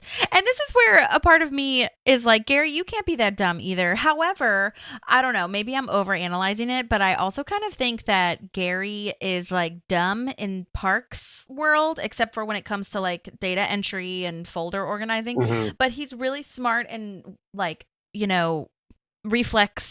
whip smart and reflexive and all that kind of stuff in his home life. See, I have thought that many, many times. There's only one situation though that I can think of, and it's the one where they go to Sherm's and he drops the ice cream cone and the guy's like, I always have an extra one just in. So you're like, that would be one where it's like, okay, he's clumsy at this place, but we saw like when he's hosting the party, I mean, he's, and then even when Leslie came over and she like almost drops the mug and he catches it. So yeah, that's kind of the only part where I'm like, damn it, they could have had Jerry as like he's flawless outside of work, but that's the only one I can think of where he kind of screws up. Maybe it's literally like a home vortex, or or when he's be in his inside of his home, near his family. Yeah, or it could just be like the aura of the Parks crew whenever he's around them. It could be something like that. Maybe his self-esteem has got to be terrible. Because you hear later, I'll wait till we get to it more about the Gale stuff, and it's like, oh my God, is he abused at home? It's like, this is, jeez. Oh, that guy's an enigma. Oh my gosh. But yeah, that's such a funny thought though. And then, one thing that I love about this, because it's such a small detail, when Jerry has that red thing in his, and he drops it, he's like, oh no, my jitterbug. I remembered jitterbugs, but it was like, wait, so I just Googled jitterbug device and it's like, they still make them. It's essentially just a phone for seniors. The buttons are huge. It's so easy to read, but I just like if you're not paying attention, you won't hear him say, oh, my jitterbug. It's just so funny that it's like, that was a great detail to give him. Oh my gosh, I remember seeing jitterbug commercials all the time, like in high school, I think, maybe middle school. Yeah. But yeah, it's just like a flip phone that literally only has like 3 buttons, and they're all like speed dial buttons too, where you just like press 1 and it calls somebody. It's like mom, dad, son, that's it. Yes. Yeah. And I think that, I don't know, I feel like this was deleted too, where Donna says, oh, let me see your passport stamps. Yeah, when she slaps he's about him to with drop it. that. Yep. And she's like, no. You can't put that. You're not going to lose that. So I feel like that was that was deleted too. But it was. Yeah. So this is where Leslie is talking to Ben, saying like the IOW doesn't mess around, which is normally why she loves them. But now we're on the other like receiving end of it. And Ben says like, okay, fine, just don't do the pie contest. But then we're back where we started, and Ben has the idea to do the pie contest himself, which I think is a great flip on its head, a great idea. Leslie loves the idea too. This for some reason made me laugh out loud when Ben says like, we changed the idea of what a pie is, and then she has 2 lines where she's like, I feel like that's not more important, but keep going. And then when she's like explaining crust, filling, crust on top, what am I describing? And she's like, a pie. A pie. Yep. I don't know why I wrote that. I love it so much.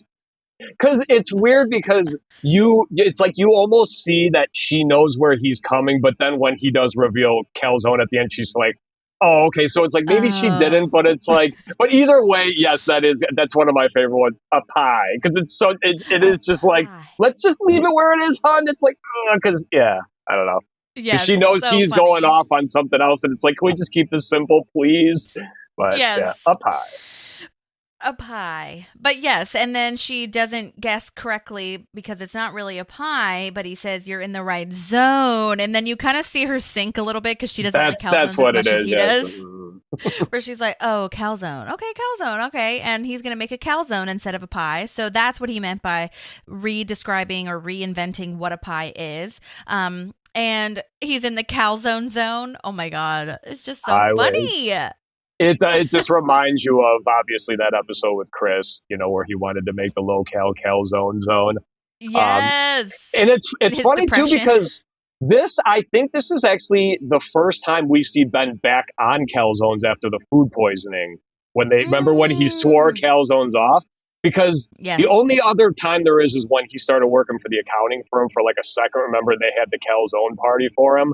But I think that was before he got sick and swore them off. So he went like almost two seasons with no calzones. Oh my God. Wow. Yeah. And he's making his own now. So he doesn't have to worry about getting and sick maybe. Okay. That's what I love too, is that when he says to Leslie, he's like, I'm good at them. Because remember when he first started, he sucked at it. He was like pressing the fork down. So I like that. It's like 3-4 years later, now I'm good at it. And Leslie doesn't usually she'd like look at the camera maybe and give us like a no, he's not. But it's like, she's like, yeah, do it. So I love that. Me too. Yeah, me too. It's just building on their relationship and being supportive of each other, which is really nice to see. I love that. Yeah. Mm-hmm.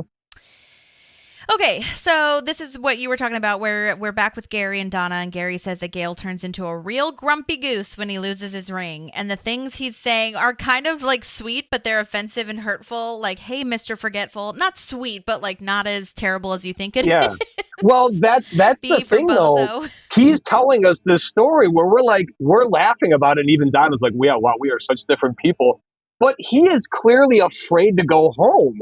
I mean, it's like, I know it sounds ridiculous because it's like, yeah, she might call me a bozo, but it's like, these are clearly hurtful words for Jerry, And it's like, and then it makes me think the way that he's treated by the Parks Department, is this that much worse than being called a bozo, So it's like I wrote down, it's like, God, is he abused at, like mentally abused? It's just, I know it's played for laughs and I'm just joking around, but it is so funny how they just like, you're like, damn, Gail might be like mean. So funny. Oh my God. And that's her version of mean. Also, like, I mean, look, Gary, can you stop losing your fucking wedding ring then? Like, I'm not saying he deserves it. Okay, because clearly he thinks this is really bad. But like, you need to get it together. Yeah. No, I mean, like when he just the one ring just goes to drop it in his pocket and it's just not even close, It's played so well. So yeah, I guess she probably would be like, are you fucking kidding me? Another one? Yeah. Jim O'Hare is so good. Oh my God. It's so freaking hilarious. Ugh.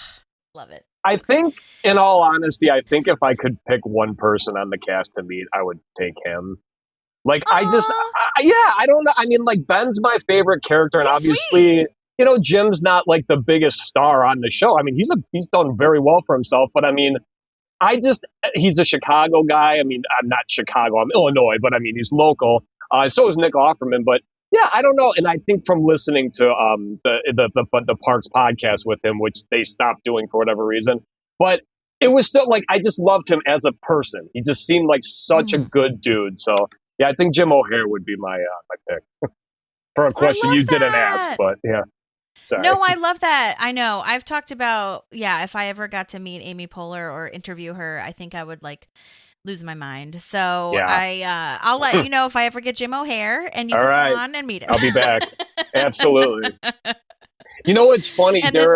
I'm sorry, real quick. No, there was about, I don't know, 30 minutes away from me, a town. We have a minor league baseball team.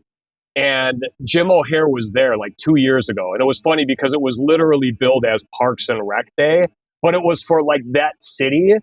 And he was there, and it sucks. It's like I found out about it like 2 days after the fact. And it's like I would have bought a ticket just to try to get his autograph or a picture with him, But it was Yes. clearly they were playing up the Parks and Rec thing, but it was like, damn it. It's like, I got to my be God, on social media more often.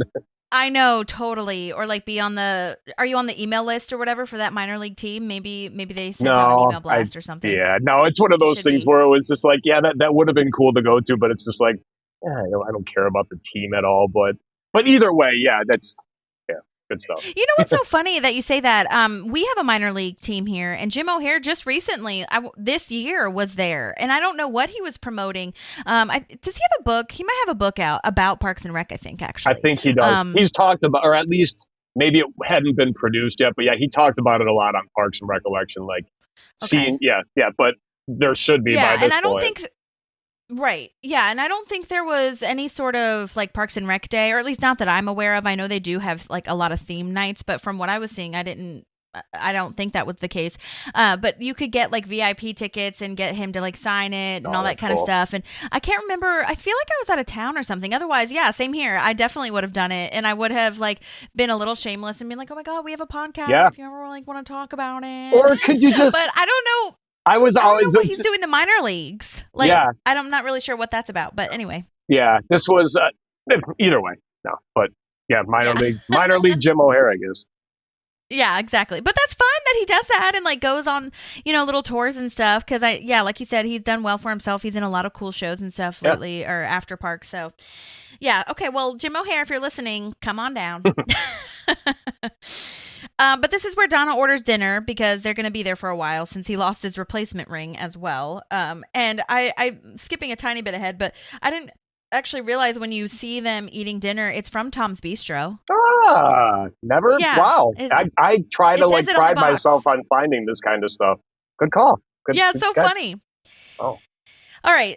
So then we learned that the shoe shine stand is gone, which is super sad. But during the remodel, they moved it, and it's probably in basement storage. So they all go to the basement. And then this is where we see the animal control nerds. God. Great bringing them back. Oh, my God. And I just have to say, so Brett is played by Colton Dunn, of course, who has been in a lot of things, Superstore in particular that I remember him from. Yep. But Harris, of course, is Harris Whittles. And I always mention anytime that he comes up, we always pay tribute to him because he was such a backbone, and rest in peace. Amazing that he did so much and was an iconic writer, comedian for the show. Yep. But apparently online anyway, it says that it was 9 days after this episode aired that he was found actually. Wow. And that, it tracks from when I looked it up because this was in 2015 that it aired and he passed away in 2015, which is so wild. But I'm always just so grateful to him. Like great, talented, so smart, so funny. I just love it. Yeah, I agree. This little team, are you kidding? It's so good. These two are so good, and I like back when you're with Brett. What is his name? Colton. Colton Dunn. Colton Dunn. Yes. If you watched Superstore before this, you'd be shocked to see him standing because he was in a wheelchair in that show. So that's kind of funny. But this scene is just, to me, it's kind of terrifying. Just because, what these two are doing. Because there's a scene in the movie Casino where you actually kind of see this happen, and it's like, it will happen if you tighten it enough.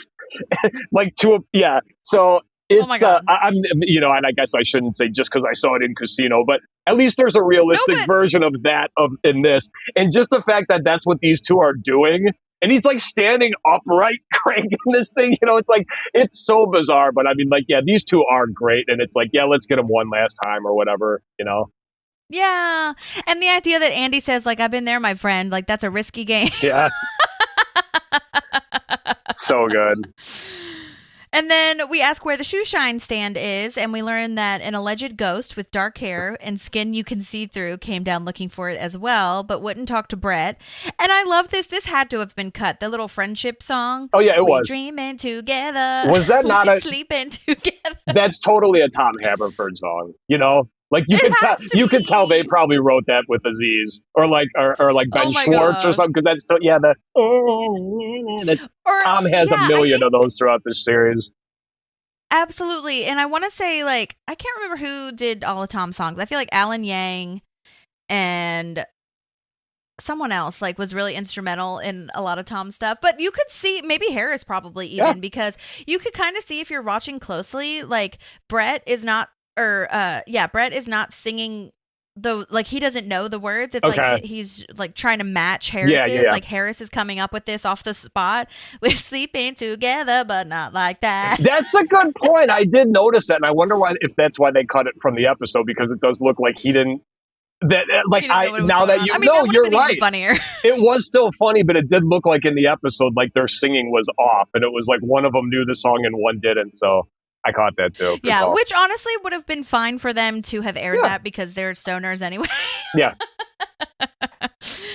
But April is basically like, okay, so a racist ghost because this ghost thinks that Brett's gonna mug it, and Ron thinks he knows the answer to who it is.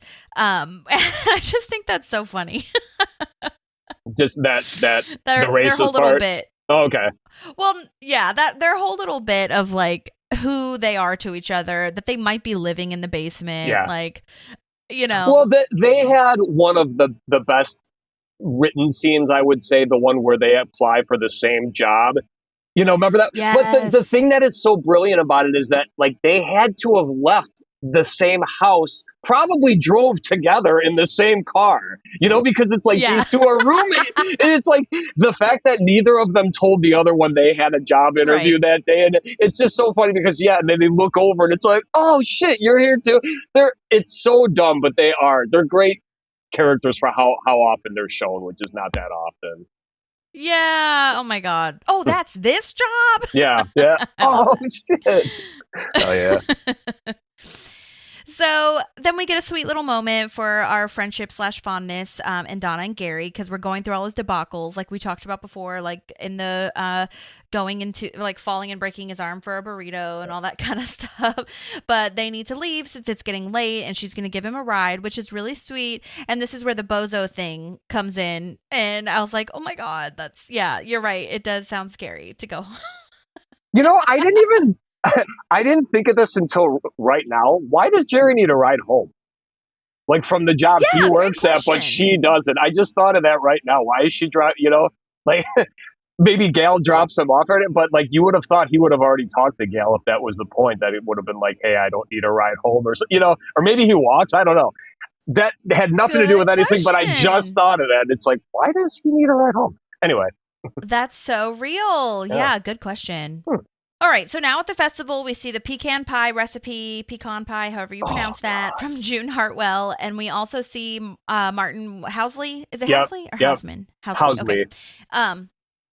And he's played by Jim Meskimen, who we actually interviewed a while ago, like back when he was first on there. He was great, and I'll post that in the show notes if anyone cares about that. But and then we've got June Hartwell, who is played by the actress Barbara Niven, and she has been in so many Hallmark movies. I knew she looked familiar, but I looked up her IMDb and I was like, oh my God, because it all says TV movie, and I was like, what TV movie? Because my mom watches Hallmark you know, religiously, and I'm either watching it with her or hear it on the background or kind of walking through the hallways and I'll see it. And so I was like, oh my gosh, she looks so familiar, and that's why.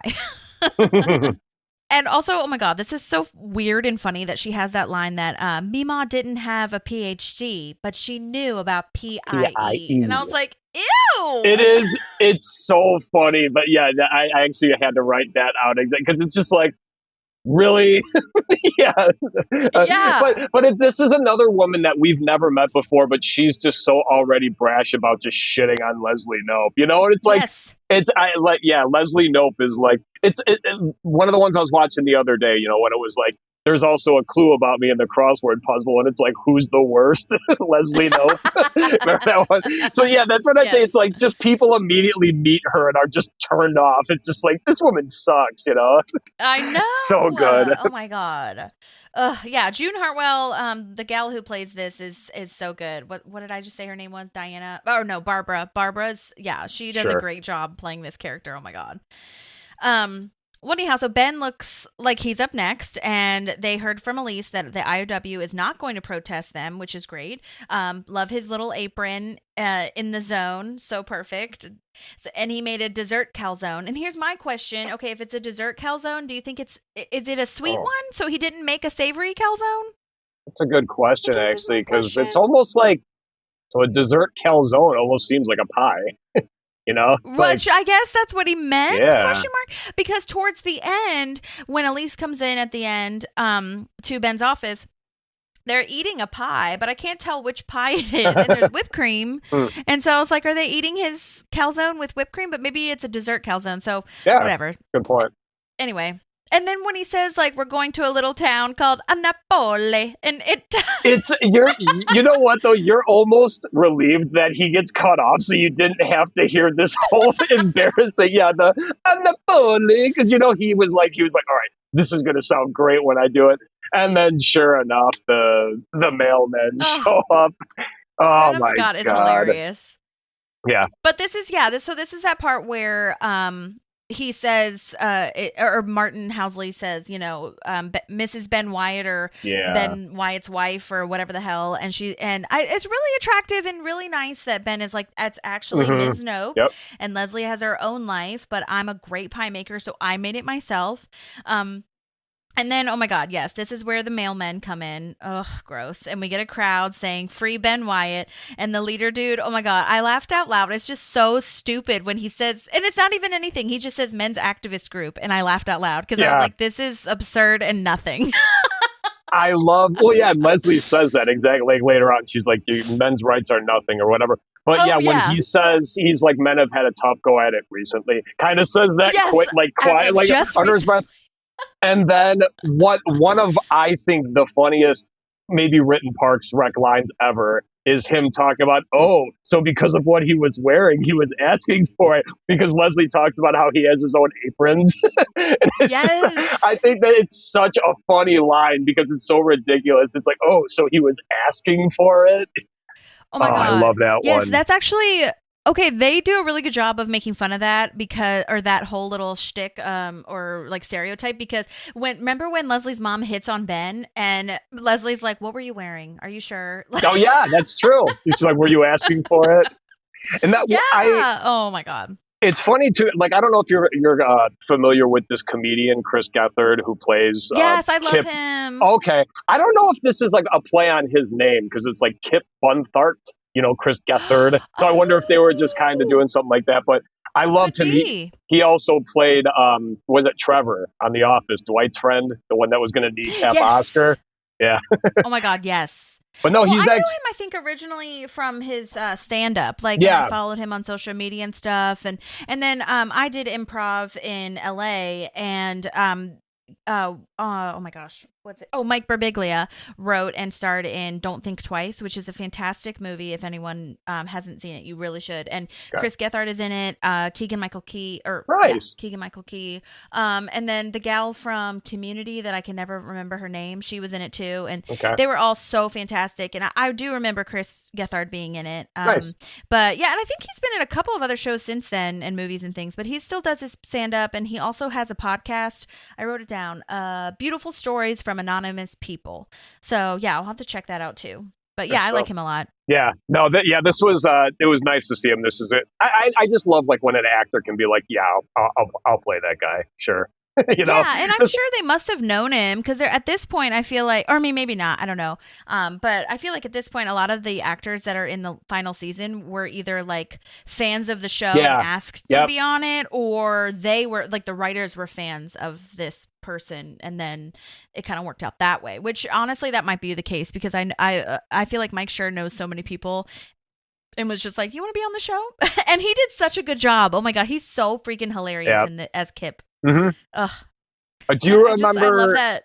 Sorry, little trivia for you. Can you remember the other Kip that is mentioned in Parks and Rec? Kip. All right, so not to be confused with Chip McCap or his dad, Skip McCap. There's one other time where, and I'll give you a hint. Wait, tell me.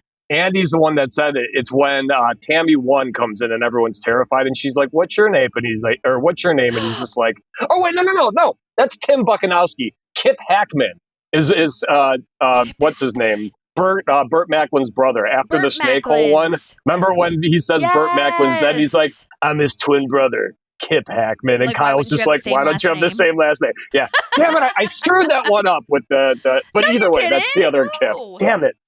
Oh my God, that's so funny. I wouldn't have remembered that, so thank you for that. You're welcome. But yeah, we can never forget Chip and Kip. Skip Hackman. McCap. Yeah. Oh my God, Chip and Skip. That's so funny. Yeah. Wow. But Wow. he's yelling Go at his Parks. dad. He's like, yeah, go get it, Skip. Yes. So good. Bo Burnham does such a good job. Yeah. Amazing. All right, so Ben is like, free me from what? Like, the way they turn this is so hilarious because they're like, free Ben Wyatt. And this is again where she says that Ben has 5 personalized aprons, so he loves to cook. Like, I'm not forcing him to do anything. And this whole like chant that they have of male and proud, I was like, ew, you're so gross. Yeah. I hate this. This, like, I hate to like get with political like terminology and stuff, but I mean, like, incels essentially, and like, like to Charlie Kirk types, so it's like, yeah, this is like kind of like it's funny, but like right now you're like, it's too close to home, and it's like, not saying that I'm like, I couldn't enjoy this episode, but it does suck that you can't enjoy it without thinking about that, you know what I mean? No, Yeah. I totally agree. And this is kind of what we were talking about at the beginning of the episode, where I just feel like I really like that they're getting back to the political climate and the cultural points of our society, because they're so good at satire. And we had so many instances in the first couple seasons where it was like this. So it's nice that this is like based on not a true story technically, Per unless se, you yeah. count like the Hillary Clinton thing, but like just how our culture and how our society operates, not only politically, but also just women in general, Yep. and it's really, I think this is why when people say that, or when we are saying that it aged too well, it's almost like, I've talked about this a lot, where I just feel like so many things in this show are evergreen. Like, it doesn't really change. Yeah. I mean, it like, so at least we talk about it now. We're able to discuss it, whereas maybe before we weren't able to talk about it. But it is interesting and such a kind of a mind fuck too with these kinds of shows with the satire, where we like kind of learn to laugh at the heartache in a way, Yeah. and the rage in a way. Well, you have to. Yeah, but I think they do such a good job of like bringing this to light, because I think there are so many people who see this and are like, no, that doesn't happen. But the way that they portray it is just like, oh yeah, it does happen. You know what I mean? So I think that they're really good at making you laugh at the reality. And yeah, I mean, and also showing how stupid they are. Like, I think about the debate episode as well, like all of the other candidates and how like just dumb they are, and Yep. how not like how Leslie is so far ahead but yet had to fight so much harder. So I think they just do such a good job of it. It's so good. Agreed. Yeah. All right, so this part is fantastic, bringing all the people who don't like Leslie Knope. This is what we were talking about before, where we're on Joan's show. We've got Marsha and Marshall Langman, the Women of the Year people. Side note, Marsha and Marshall are played by Darlene Hunt and Todd Sherry. I remember getting really Love 'em. great voice memos from Todd Sherry, and he did his like abstinence rap or whatever. Oh God, yeah. Oh God, that's so. I waited till marriage, and the best part, I waited till marriage and then some, And then some to do it, to and do then it. some to do it. Oh my God, he's got his little keyboard. That's so good. It's perfect. They're, oh my God.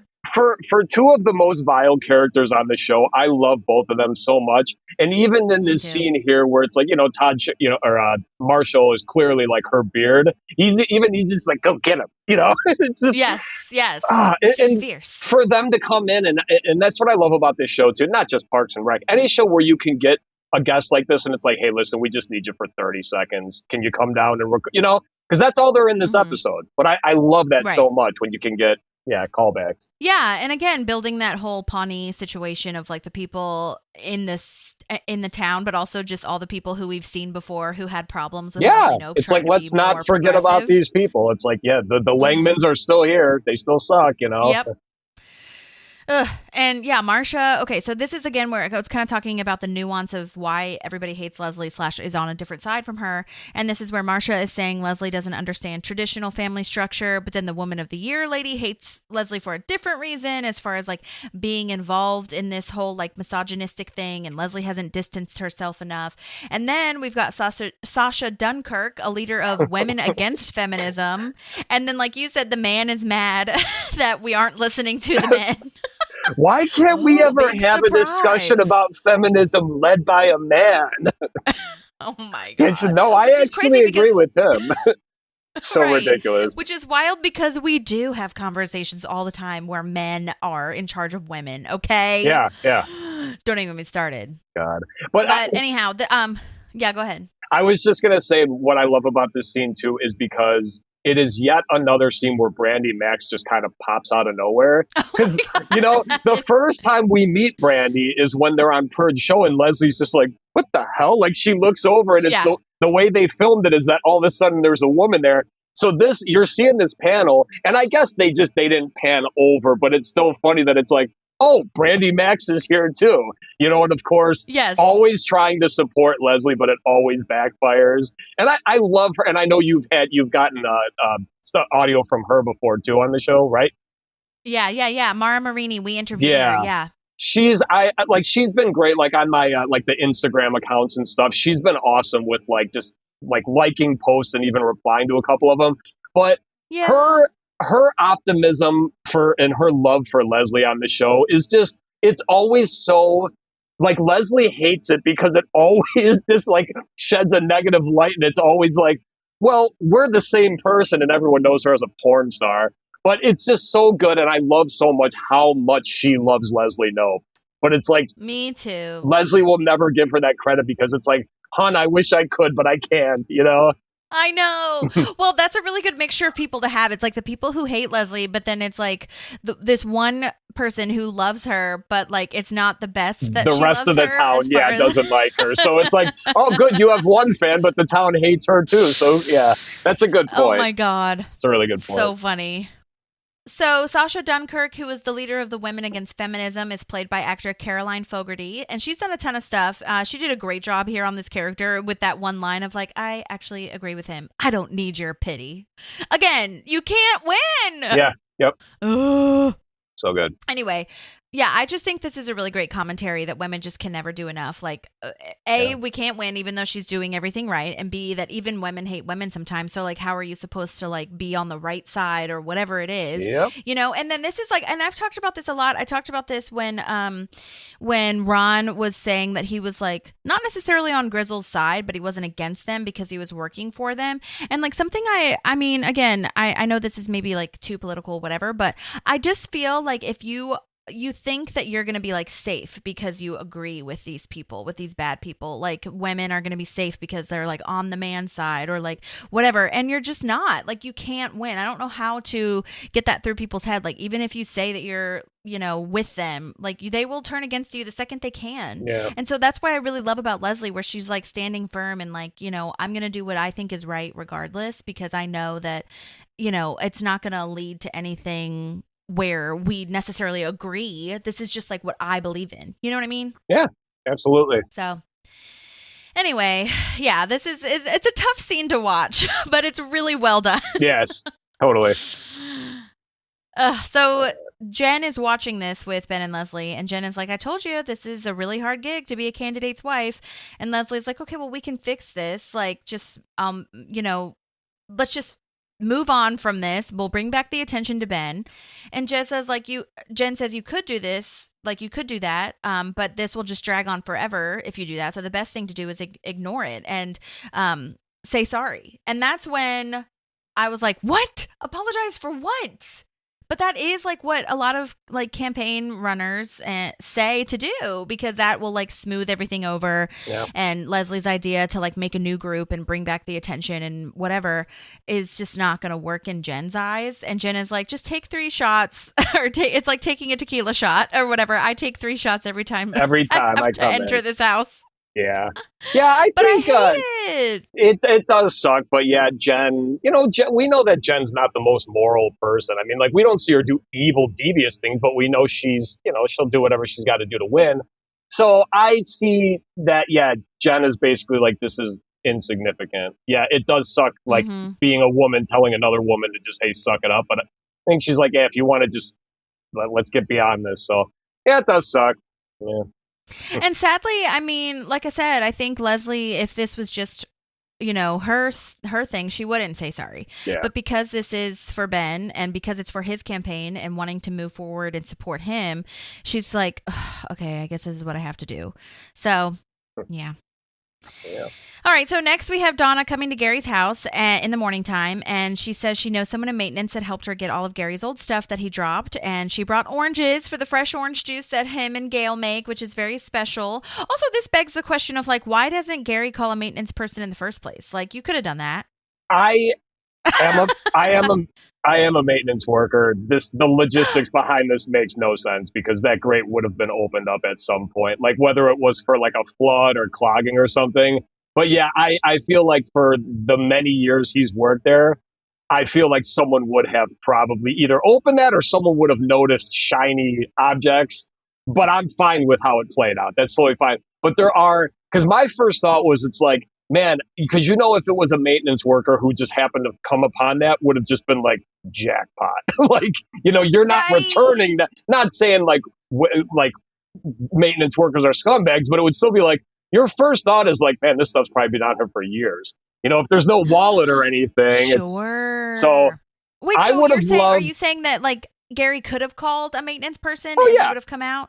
Okay, Absolutely. Like I just, and the realism for me, and they didn't need to do it, but I would have loved to seen just a really quick, like maybe even a 2-second shot of Donna standing over a guy as he was pulling that stuff out, like telling him, nope, that's not yours or whatever, something like that. Because Oh, I don't know. okay. I just thought that would have been more realistic, but totally unnecessary. So, Yeah. but it is a great scene. And yeah, just this whole scene here is probably one of my top like 2 or 3 Donna and Gary scenes where she calls him buddy. Like, I think my number one is the wedding where she purposely puts the wrong nameplate so they'll start calling him Gary. That's unbelievable because I think a lot of people don't understand that. Like if you That made me maybe so if you haven't emotional. studied, I remember that. because I mean, the like the wink. fact that she knew that to get them to like make fun of Gary is how he would get his name back, because they all think it's a flub on his. Yeah, you know what I mean. But that, and then Totally. finally, a more comedic one. My other favorite one is just with the Ben and Leslie's wedding when they talk about the little Sebastian lookalike, and he's like, oh, and he like pees his pants, and she's just like. She's like, you nasty. You nasty. I just love that. Yeah. So those are probably my favorite Don and Jerry's. But yeah, this I one, love the Donna buddy part, and Gary. because you got to think too, for like season 1, they were in it, but they weren't in it. They had maybe a Right. total of 5 speaking lines, and Yeah, they listening weren't series regulars. yeah, when they got added, I mean, like Jim O'Heir would talk about that on the show, how him and Retta would just like be like, yeah, this might be our last episode. We don't know, but. Then Michael Shore Right. tells him it's like, no, the plan was always for you guys to be on the show. It took a little bit longer to get going. So those two having this moment to me is almost like, because those two kind of were together almost as the two that it's just like, well, there's those two in the background that don't talk much. And then of course, when, Rob Lowe and Rashida Jones left, they got promoted and they got their spots in the opening credits. So, that's a really good point. Like a full circle moment of Yeah. starting together and ending together. I think that's really beautiful too. Yeah. And I like that moment too where of Jim O'Heir, his little acting moment too, where she's like, you big B word, and he's like, oh, like, don't call me that. And she's like, buddy. And it's so sweet. And to me, it takes me back to the Christmas party, Gary's Christmas party, because with Jerry Filter, because she was the one that said that they should all go back and invite Jerry to Jerry night. And so she got in there because she has always felt a little bit guilty or sentimental or whatever and felt bad for him. So that kind of reminded me of that moment. Yep. Yeah. Also, Gary's house is like so nice. I saw like the sconce and it just looks so beautiful. Again, this is his amazing home life. Yeah, because all we don't know how much money he makes. We do know he got a paid deduct. Remember when Chris Traeger when they found out because he didn't have enough education or something, or it's like they're like, well, we're gonna have to. JD's like, oh, whatever's fair, totally fair. But yeah, so then it's kind of interesting. It's like, I wonder what Gail does, or if there's family money or something. That's true. All right, so now we're at the old shoe shine stand with Councilman Milton. That was the ghost. And he's telling them that he just wanted to remember the good old days. This is, of course, played by James Green, who we've talked about before, and he has sadly passed away. I believe he passed away in like the mid-2000s, I want to say. So like kind of not long after this aired, I think. But anyway, he did such a great job of his character. I love it so much. And And they search the stand. They find the note that April gave to Andy. She says woof woof for some reason that they don't know why, but they still can't figure out why or where the key is and why she wrote and led them there. So it's kind of sad after a while because she's like, it's a dead end, you know? Yeah. This is also, I think, the first time we found out that Milton's first name is Fielding. I don't know. I just thought that was kind of weird. Yeah, with Fielding his little Milton. nameplate. Yeah. And then his random, like, just racist comments throughout, you know, like when they're leaving, get off my boat. It's like, what the hell? Or like when Mexicans weren't in the music industry or whatever the fuck he says. I'm like, what the hell are you talking about, you weirdo? Yeah, I feel like they dialed him up for this last appearance. Plus, he was getting older and more senile. Because before it was just, you know, like Tom said something about, like, ignorance or whatever. He's like, it's pronounced anchovies, you know? Yes. So, but I think for this, to kiss Leslie. Yeah, when he's face down on the ground, she tried to kiss me.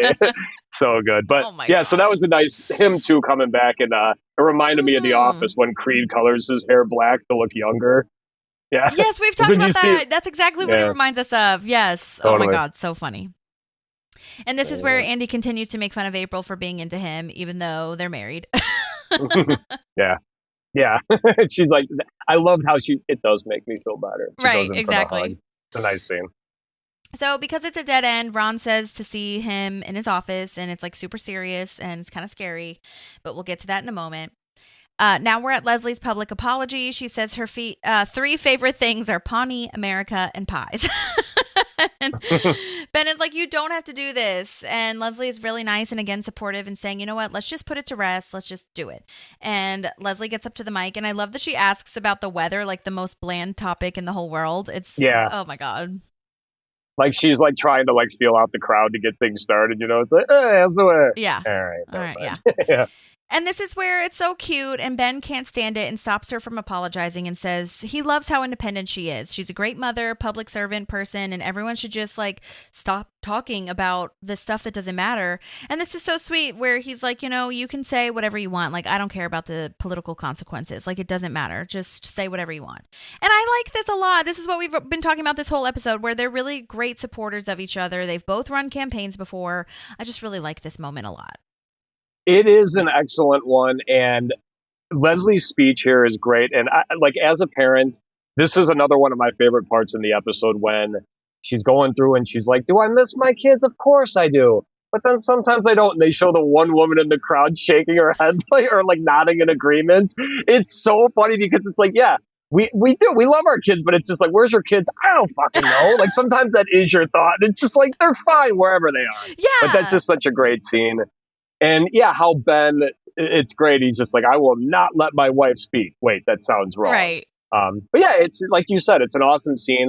And when I was watching it, I did like when you see the two of them just standing up there, like just how they are as a team. It's awesome. Yeah, so good. And yeah, I mean, to your point, I think it's really realistic to say like, no, sometimes I don't miss them because it's a lot and I'm tired and I just want some like 5 seconds by myself. Like, I think that's really realistic. And like you said, like people in the crowd are nodding with her.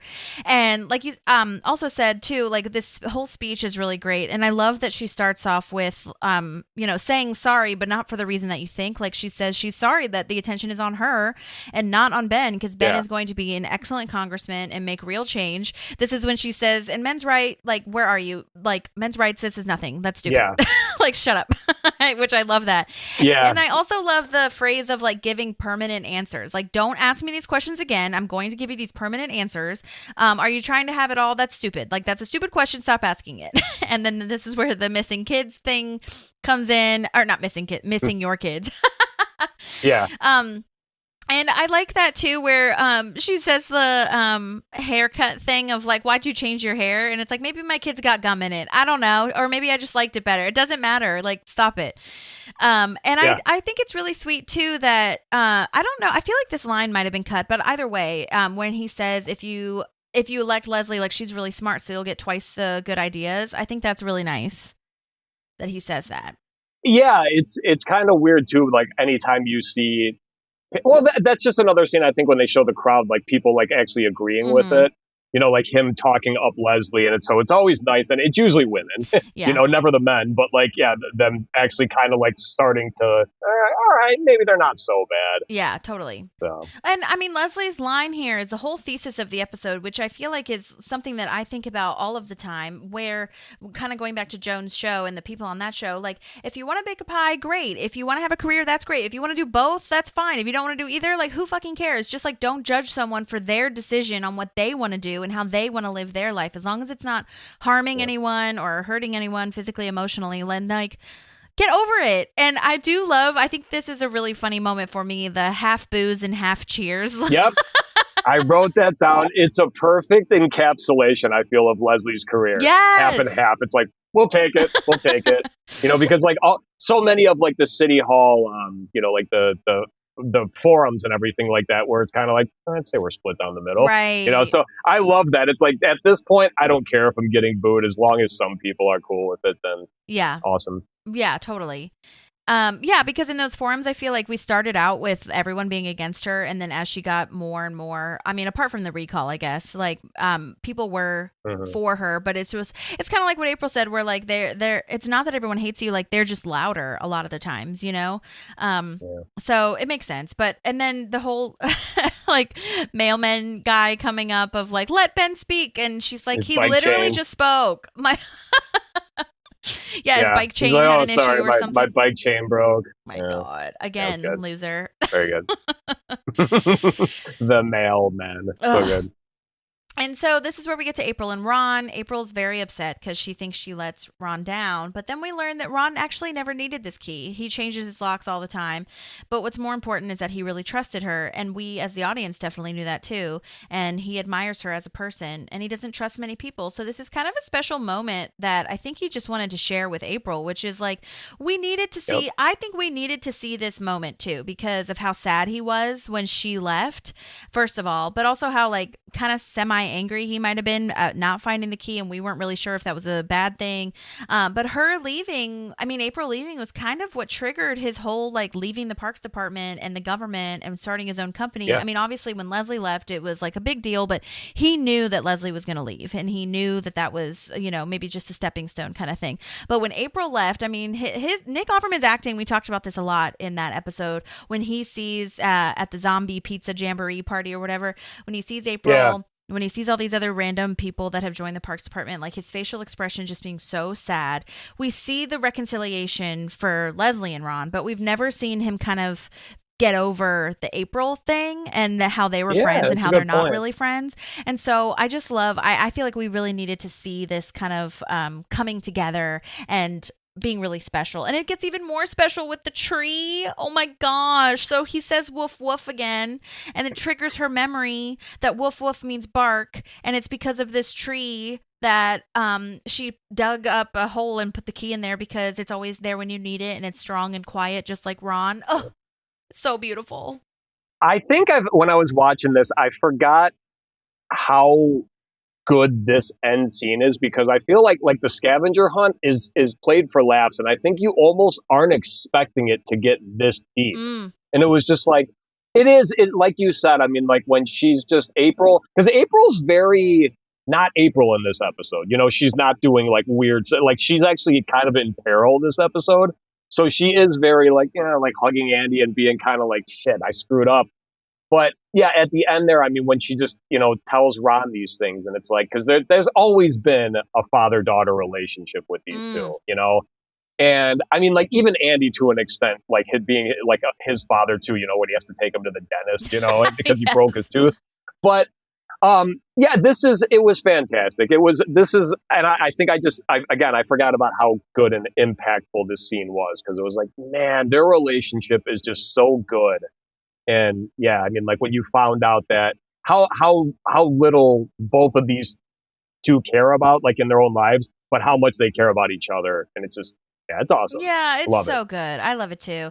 And then we learn that, the other common thread that they have, or thing they have in common, was that Ron chose that very tree to bury some gold under a long time ago, but he has since moved it. Or have I? Or was I lying? And I think this part was cut too. I think it was, because I love that it cuts in the middle of him still going. Yes. Or that was so funny. Definitely was. Yeah. Yep. Okay, so this is where we're wrapping up the episode. Elise comes back into Ben's office. This is where they're eating the pie that we're not really sure which pie it is, but they are eating a pie, so whatever. And she says that she loves what Leslie said. She loves the speech, but they loved Ben even more for letting her speak. And I was like, for giving her a platform. So they give Ben the Woman of the Year award. I would feel the same. First Ron, then Ben, and the whole idea of like you gave him her the platforms, not the actual words that you're celebrating. I was like, no. It makes no sense. And one of my favorite things about this, though, I don't think Ben knows about the last time this happened because he's clearly excited to get this. So I feel, because like you see in season 7 when they find out, like, remember when Leslie's approached about being like governor and so is Ben? When she starts telling him that, he immediately is like, you can see his face. So I feel like if he knew about this last one, he would have been in support like, oh, this is terrible timing. Plus, like we said, this episode, the first Woman of the Year, was before Ben was in the show. So he might legit have no idea that this is the second time Leslie's been beat Great by point. a man. That sounds terrible. No, but yeah. You know what I mean? They won. So yeah, whatever, yeah. So I love that fact that Ben might be so excited about this until she's like, no, like you're not allowed to be. So she's like, son that's kind of a fun bitch. detail. Yeah, so that's awesome. Yeah. Oh my God. And I know it's so funny. I don't know like what I get. Again, I'm being too analytical, but that's literally what we're here for. Where I'm just like, Elise, if you really were for the women, why are you even considering like being progressive and giving it to a man? That's just so weird to me. And this is the second time you've passed on the same woman from, like, you got to think, it's like, do they give this to a man every year? Because the only 2 times we've seen them, they've given the award to a man. True. It's just like, what the hell is going on here? Yeah. It's a great detail, and it was so funny for them because Elise was pretty much out of the episode as far as we knew, and then it's like, wait, let's spirit one more just to do that one more punch in the stomach for Leslie losing to another man. Absolutely. You know, 5 seasons later, just my God. perfect. It was perfect. It really was. Well, that's the end of my notes. And yeah, this was such a good episode. Yeah. I'm so glad that you could join us. This was so fun. Yeah. No, thanks again. Really, the only other thought I last thing I wrote down was just no Tom, which we talked about already. Right, yeah. And I just thought it was really weird that he's just not in these 3 episodes and it's unexplained. But yeah, I'll have to do some more research about maybe why that happened. But yeah. I would assume, like you said, my first thought was Master of None. Mm-hmm. You know, because it was towards the end of Parks and Rec, so maybe they're like, yeah, just go ahead. We can right around you. So right. But anyway, okay. Yeah. And then if you have not gotten enough Parks and Rec from this podcast, we can go to Citizens of Pawnee podcast that Bryon hosts that I know is now technically over, but still so fun to listen to. And then you can follow them on Instagram as well. And then what was, you have another Parks and Rec memes account too, right? Is it literally just called? What is it called? It's just Parks Rec memes. Okay. Which it's been pretty inactive for a while. I mean, I still have it going every once in a while. But if you want to just like go on there and look at it says memes, but it's just me. I have like paneled scenes from the show. But it's a lot of fun. Brings back good memories and stuff. So yeah. But yeah, Citizens of Pawnee. If you're ever if you want to check out more. A different take. But yeah, other than that. Well, Thank you so much. I'll post everything in the show notes so that everybody can follow you and everything. And I appreciate you coming on. This was so fun. Yeah, it was. Thanks for having me back. We'll talk to you soon. Yeah, of course. Okay, don't forget to rate, review, subscribe, both of the podcasts, okay? And don't forget to follow everybody, and we'll see you for the next one. Thank you, Bryon. Thank you. Take care. There's a park and some pals, and there's also therapy too.